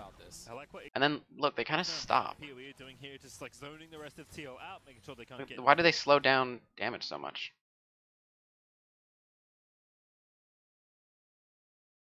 There's a ward behind the back. There's the hook from CoreJJ. I think TL know they have to fight. They do get Power of Evil, and now that's going to force FlyQuest off the Baron, but they are going to stick around here in a 4v3. Power of Evil should have been here. It should have been much safer. They've just completely stopped doing it, I guess. Mash, you have got to be careful, bud. Mash goes forward for some. This is just a bunch of mechanical errors for no reason. Solo's going to lock him up. Santorin's going to try and finish it off, but the Baron still has 700 health left, and he steals the Broxa! Leaps into the pit, he's able to take that down, and that went so wrong for What a weird choice. Oh, Mash trolled that so hard. Oh no, FlyQuest should have had that 100%. Mash did not troll that so hard, Ezreal. Their entire team trolled this. That was a universal call. That is not Mash's fault. Like, that's just... so hard. He flashes back, but Jensen then at that point could just flash in. Like, straight up, this is a free Baron, and then they just... slowly keep zoning him, make Jensen be the one that has to commit to the fight. Instead, he just dives over. I mean, both Power of Evil and Mash did the same. You know, like, picture this situation where Broxa gets so low and barely gets into the pit, but Mash is there to throw 1Q. So, yes, you lose Power of Evil, but they lost Tactical. That is fine. Broxa still should never be able to... Like, Ignar should be in front. Power of Evil should never be in range of Nautilus. Shifts late, gets hooked, and then flash in from Jensen, finish him off. You know, I don't know what Mash is doing there. Imagine if Mash is there for literally one auto. I mean, they stopped hitting this, right? Like, the call should have been just finish the Baron. Broxa barely gets what was the call? Smite steals it away because Solo didn't have the damage to actually finish him off, and Mash was dead. You have Maokai. Really if anything, Maokai goes over the wall and prevents any weird shenanigans. It felt like a pretty wrapped up game for FlyQuest. You know, should have been their Baron. It should have been their Dragon. Instead, it's TL at Soul Point, and FlyQuest just randomly got this free game. We'll see how much they can defend, but yeah, that's just a huge... I mean, both teams are making quite a lot of mistakes. Really inexcusable ones, too. These are like errors that are completely unforced. And they're actually more mechanical and like hardly even decision-making errors. They're like micro decision-making errors where like an individual player may have done something wrong. Yep, they're put on the back foot, and now, you know, one mistake, one great steal. I still think that this draft is better. Decide the game, right? If you give over that Infernal Soul, that's going to be a really I don't think I ever mentioned that, but this one's better. TL potentially that extra oomph that they need to actually push through this front line to start knocking them down. Jensen is getting very, very strong. He has his Void Staff now. He's working towards the death cap. When he has that, and this is fine. Through a lot of these frontliners very, very quickly. I still think that List Luden should have been to Leandri's, but it's probably... on the stone plate. Look, pretty simple to kill off, but Jensen may get caught. Very nice initiation. See you later, Azir. No stasis, no hope. There's yeah. the Power of Evil. Hold on. Yeah, really nicely. You have to think about the safety, the line of safety, right? So he's probably thinking this is fine. Quickly, you know, especially Santorin, who has, you know, not too much MR. I'm just gonna pause it when. You know, he's gonna be. Okay. He's thinking, okay, so this is pretty much ours. Problem is that that doesn't mean that this is all yours. Still dangerous fog of war. And yes, he's actually kiting in that direction. He is kiting upward. But still. He's alone. He doesn't have any defensive... sorry. He doesn't have any defensive help. Broxa is effectively not doing anything in this game. So this is not... He's just too far forward. He really...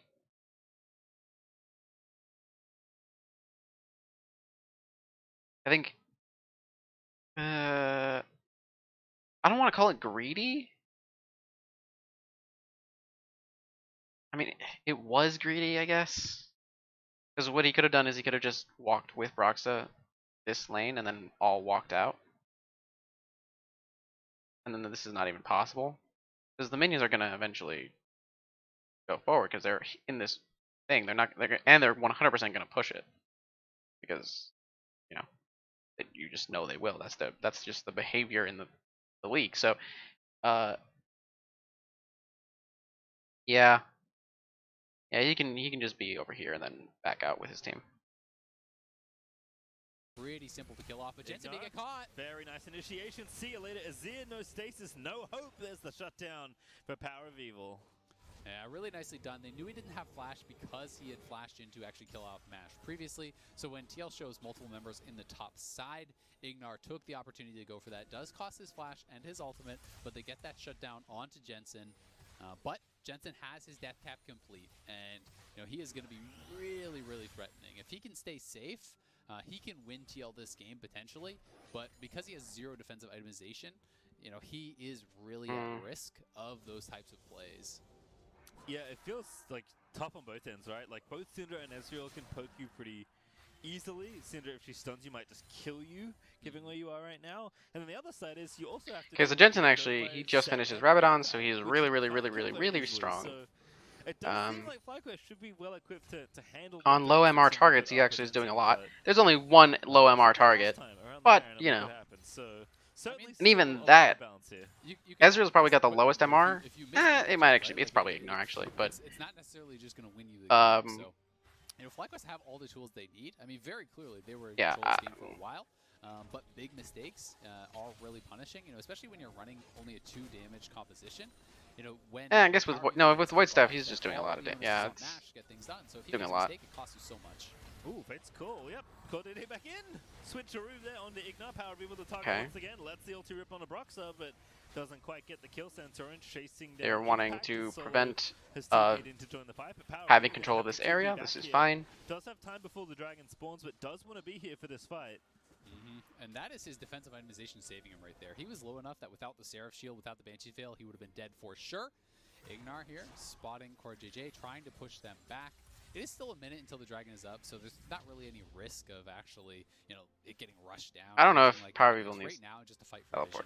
vision. This team is trying to deny everything away from TL as far as clearing out all these wards, I feel like because they know if TL is having to...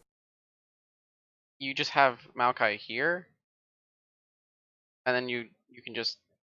Power of Evil can push this wave up, if anything.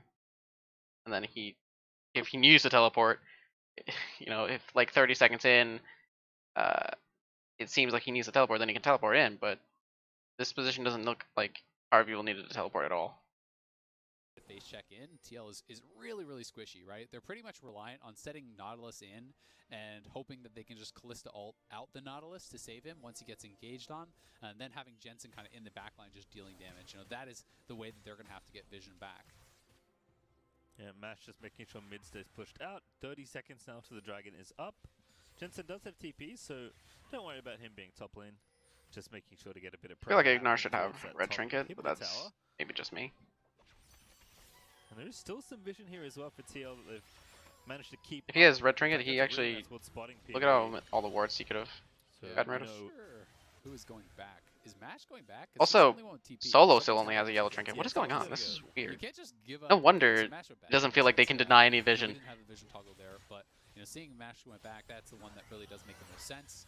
We can see Dragon is actually popped here. Now Mash will TP back to his team, and it will be a 5v5. Remember, this is sole point for TL. Can Broxah make the magic happen here? Solo and Santorin finish.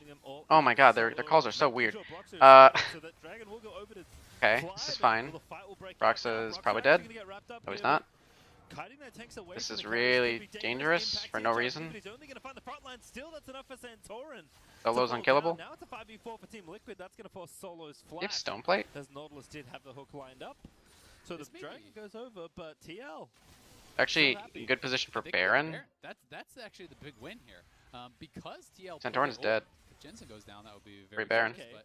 But they're doing it so slow. Okay, finally. Fight, from multiple angles, it was actually really smart because what happens there is, at this stage in the game, one DPS versus one tank wins. They're doing it.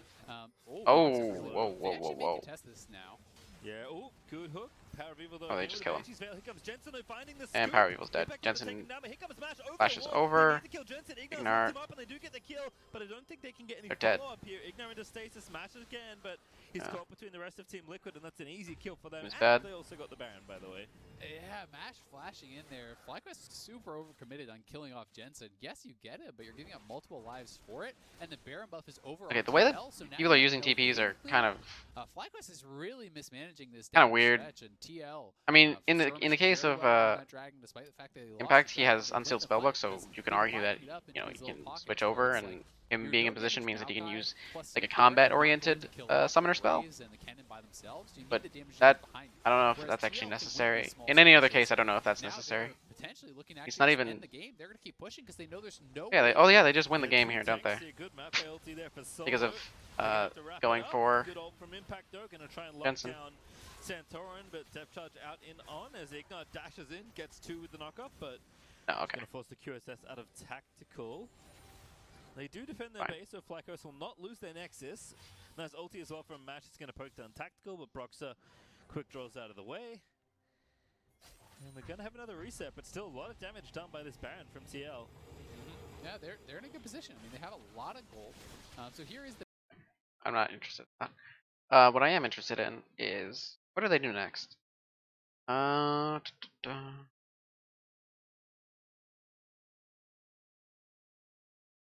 They are both on Soul Point. What they probably want to do is they want to go top and push that in. Dragon is in 3 minutes. It's 2:55, so 3 minutes from now. Whatever. Go top. You push. You use your Baron to push top side. You maybe have one person pushing this in. Maybe not even. Because you can actually, it would depend. I don't actually know if that is pushing in either direction. It looks like it's pushing into the tower, but this next wave is gonna start pushing it back. And by the time Dragon is up, it might actually be in a good spot for Team Liquid, because they'll have pushed this in, fought on this, fought on the top side. What is this? Top inhibitor, and then they can reset or transition back to Dragon with the wave being stacked up as it's going down here without ever having to interact with it. Because this isn't a place that FlyQuest can just go. This is too far. It'll move forward and then it'll start stacking down. You go here, this is now gone, and this pushes them. This forces someone to stick around here while the next objective is on the opposite side. So I think they do that. Yeah, I don't they're remember. in a good position. I mean, they have a lot of gold. So here is the Baron take. Proxy did get tagged by the Ezreal ulti, gets very low, and then they're saying, okay, maybe we can actually get something done here. But the vision was there. Power View base checking in, does get found. Jensen sees Banshee fail is off. Easy kill here. And then this is where, FlyQuest. It went real hard for this kill. I don't think they needed to. They're like, okay, if we can just kill Jensen, we can win the fight. But there's still other threats. It's not as though you're just killing off the only source of damage. Tactical, Broxa, as well as Impact, were all still there. And despite the fact that Jensen is doing most of the heavy lifting, these guys will deal damage if you get up on top of them. Well, Baron's still up for 55 seconds. They didn't do what I said. Is up for both teams in just over 2 minutes. They're doing the opposite of what I said. Expecting that to maybe be the place of the final fight of this game. Both of the lanes were in actually completely even, basically, position, and they just chose to go to the wrong one. Maybe the logic is it'll take 2 minutes to kill this, and then they'll exit this way up into the Dragon. So that might be better on that front. So maybe that's a calculation. Your damage dealers are there to follow up. As the tanks, if you dive too far, if you get too far away from your carries, and you're sweet, you flash in and you. Because like this is easy to respond to. There's got to be follow up there, or it's worthless. You're just throwing away your life, right? You're not going to kill off these level 18. Flash, you don't even have to. At this point, you just don't hurt them by yourself. So think about it this way. Hold on. So the entire game could have been. All these people could have been on this side, which is opposite to the Dragon. But this benefits TL because they're going to have the initiative to move to the Dragon on their leisure because they have the buff. Now the buff is now gone at this point, right? So 1:15 and the buff is gone. But this wave, so imagine this wave, the wave that I looked at over here, be on tier 2, so it'd be like right here, and they'd be fighting around here. So then the priority would be on here. Maybe it just doesn't matter. Maybe it just actually doesn't matter. It probably doesn't matter.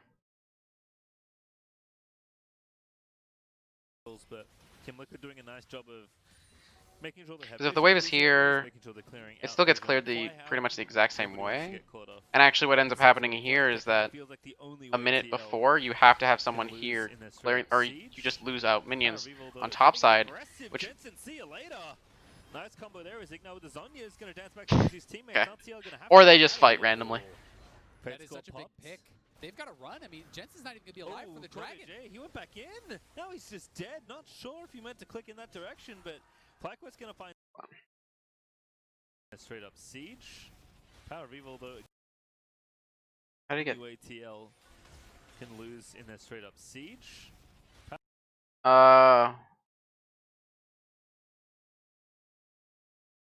The ball hit him. That was actually really good by Power of Evil.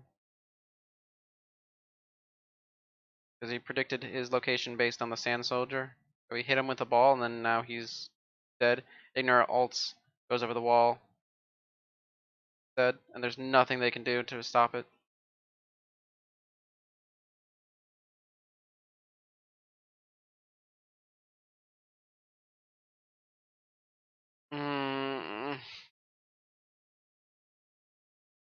Again, so now it's a minute into it, right? The wave is now crashing onto the inhib. Now imagine this is flipped entirely on the other side, right? Because it's not like FlyQuest are going to be like, well, we're just going to go past the wave that's at our inhib. We're just going to put down vision and then let you take our top inhib for free. / even potentially win the game. Because that's what happens if they just decide to go past it. So they can't actually do that. What's going to end up happening is they're going to be aggressing around here. They're going to be like dotted into the blue side. No one is going to be able to go into here at all. TL might... Actually, don't remember how TL's vision was prior to them backing. But in any case, they'll know where FlyQuest is, so their vision is irrelevant. They know what... Like, TL wouldn't need vision here because they would know where they all are. And then they'd be able to transfer over, right? I mean, if this play happens over here, I don't think it changes anything. I mean, it's obviously the map is physically different, right? So maybe this is something that is prevented. This is just a good play by Power of Evil. Yeah, that's just a good play by Power of Evil. Really good. Nice combo there. Igna with the Zonya is going to dance back towards his teammates. TL going to have to run out of here. That is such a big pick. I think Impact 100% flashes over this wall, by the way. Because, like, they're already screwed. You're already losing this guy. You have to flash over this wall and ult. But then, these guys don't really have any ability to do anything. In this specific instance, because their draft is pretty bad. But in any case, yeah, I feel like he has to just flash over this wall. Jensen's not even going to be alive for the dragon. He went back in. Now he's just dead. Not sure if he meant to click in that direction. Because there's no other option, right? FlyQuest get the... And Impact going to get a nice ulti down, but Ignar again into stasis. And that's Impact going down.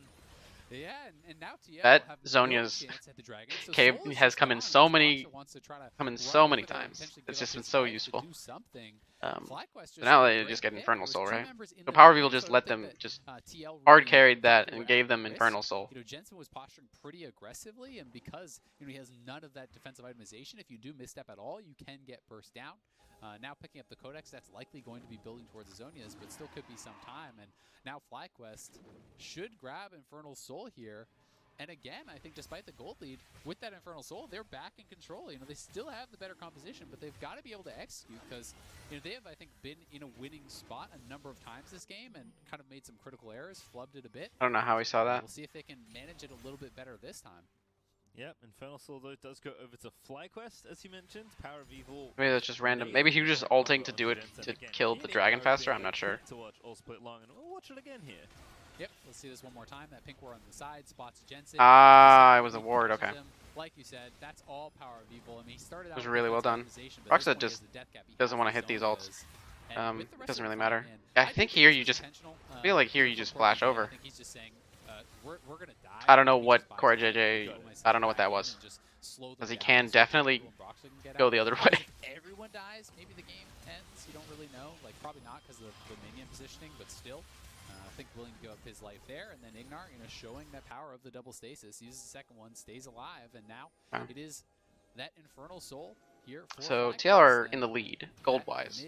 They do not have Infernal Soul. Infernal Soul does immense damage. Should be over the Baron, and it's 3 Infernal dragons on top of that soul, so a massive amount of damage. Happen on people.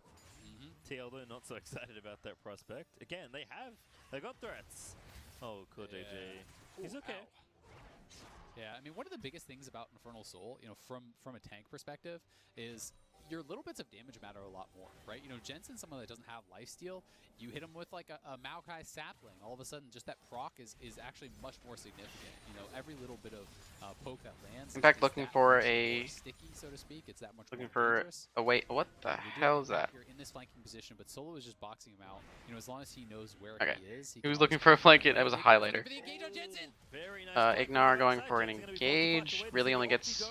That's just not gonna work. They're trying to force it so hard. They're in a good position. Jensen flashes out. They need to wait for them to overstep. Previous to that, that was actually pretty close to stopping that base. Like both of them want to overstep, but they have the position and they have the Infernal Soul. They don't have the responsibility of overstepping. Impact has summoners with the spellbook, but he has no flash, so that is actually pretty critical. It's difficult for him to reach backline. It's difficult for Jensen to reach backline. We'll see if TL just wants to try to run it down and threaten, you know, the Nexus turrets or threaten an inhibitor here. Not sure if they're even going to try to go over and potentially stop. Wait, during that entire time they could have done the Baron. Come on, there's no way. Before going back to that Baron, because they don't want to risk. Wait, there's no way they could have done that. Base race type scenario. You'll have Infernal Soul. Like that Baron is melted. Standard controlled play from here, and it's TL. They're just being safe, I guess.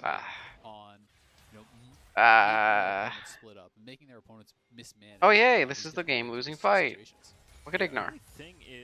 I don't know how I don't know why Ignar positioned himself there, or why his team didn't like do anything with that position. And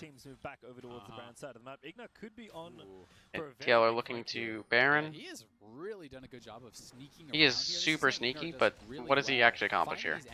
And I think they could actually go for this potentially now. He is right behind. Still out of vision. They're not spotted. They just need the rest of. They're like playing it as if he's not there, which is weird. And then he spotted, and now he's dead. Yeah. Oh, there he is. Quickness though, gonna get one. He's Zonia's. Zonia's. Into stasis he goes. Impact though with a very nice ult. He's gonna force Smash out of the fight. Santorin forced to kick Cannon out, but the ulti from Grey. It was just too hard of a force, and they were so far away. They couldn't reach Ignar in time. Now they just. Jensen is able to find the damage to take him out.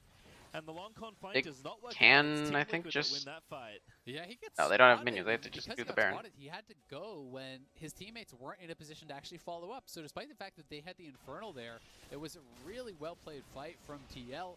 It's actually really impressive how they're going to lose with this Infernal. On top of Mash again, honestly kind of mispositioning a bit. And despite the fact that Impact didn't have Flash, he gets his ult onto the Ezreal, which pushes him out at the same time as Power of Evil is being engaged on. So, you know, when Power of Evil is getting caught and taken down, the Ezreal needs to be getting damaged on, or you have no threat. And again here, Mash not able to get the job done. TL have Baron. It's 5v3. They have 20 seconds on these two. I mean, I don't know if they can end. Take this inhib, but that's the easy part. Now the rest of TL move forward. Yeah.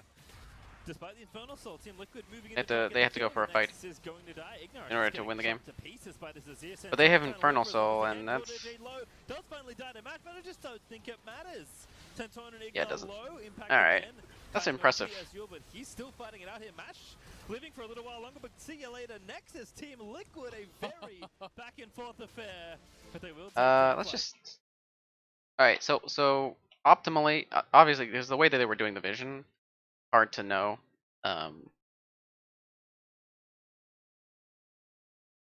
So because they Flagos are like somewhere around here. Ignar is like here. He's walking into the area. He's like dancing around these two spots, right? Santorin just walked this way.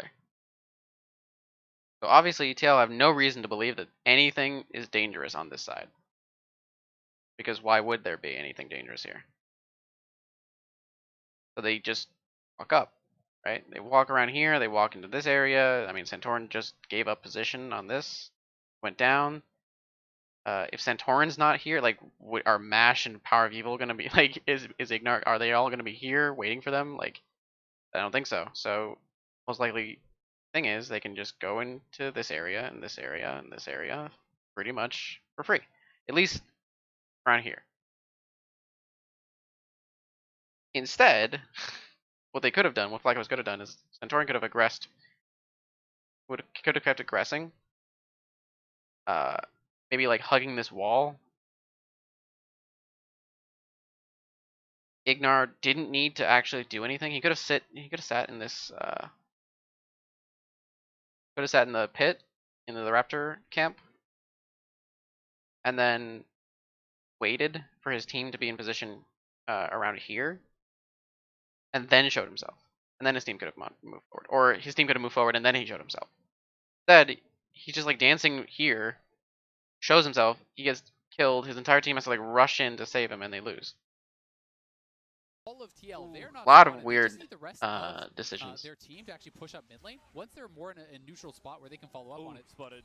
Oh, now it's a bit dangerous. He's got to retreat. Yeah. Oh, there he is. Quickness, though. Going to get one in the front side. Going to try and get the carries as well, but into stasis he goes. Impact, though, with a very nice ulti. He's going to force Match out of the fight. Santorin forced to kick Cannon out, but the ulti from Graves actually almost kills Ignar, as now Power of Evil has to contend with everybody else, and he's left alone to die. The GA is popped. Solo is dead, though, as Jensen. Well, then. That was definitely interesting. It's definitely interesting.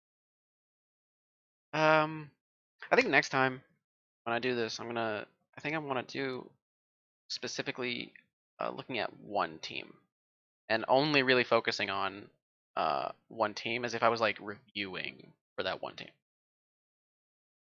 Because because I was like mentioning a whole bunch of random things from each team. I think each thing that I mentioned was relatively important, but and informs the decisions of the other team. But focusing on one team, I think, allows for better focus in on specific things, and lets me kind of not ignore, but doesn't force me to comment on, Yale's things and then also FlyQuest's thing. Yeah, I'm gonna do it from now on. Yeah, it's fun. Always fun to do. You know what I'm gonna do? LPL team. Whatever. There's a bunch of. Bye.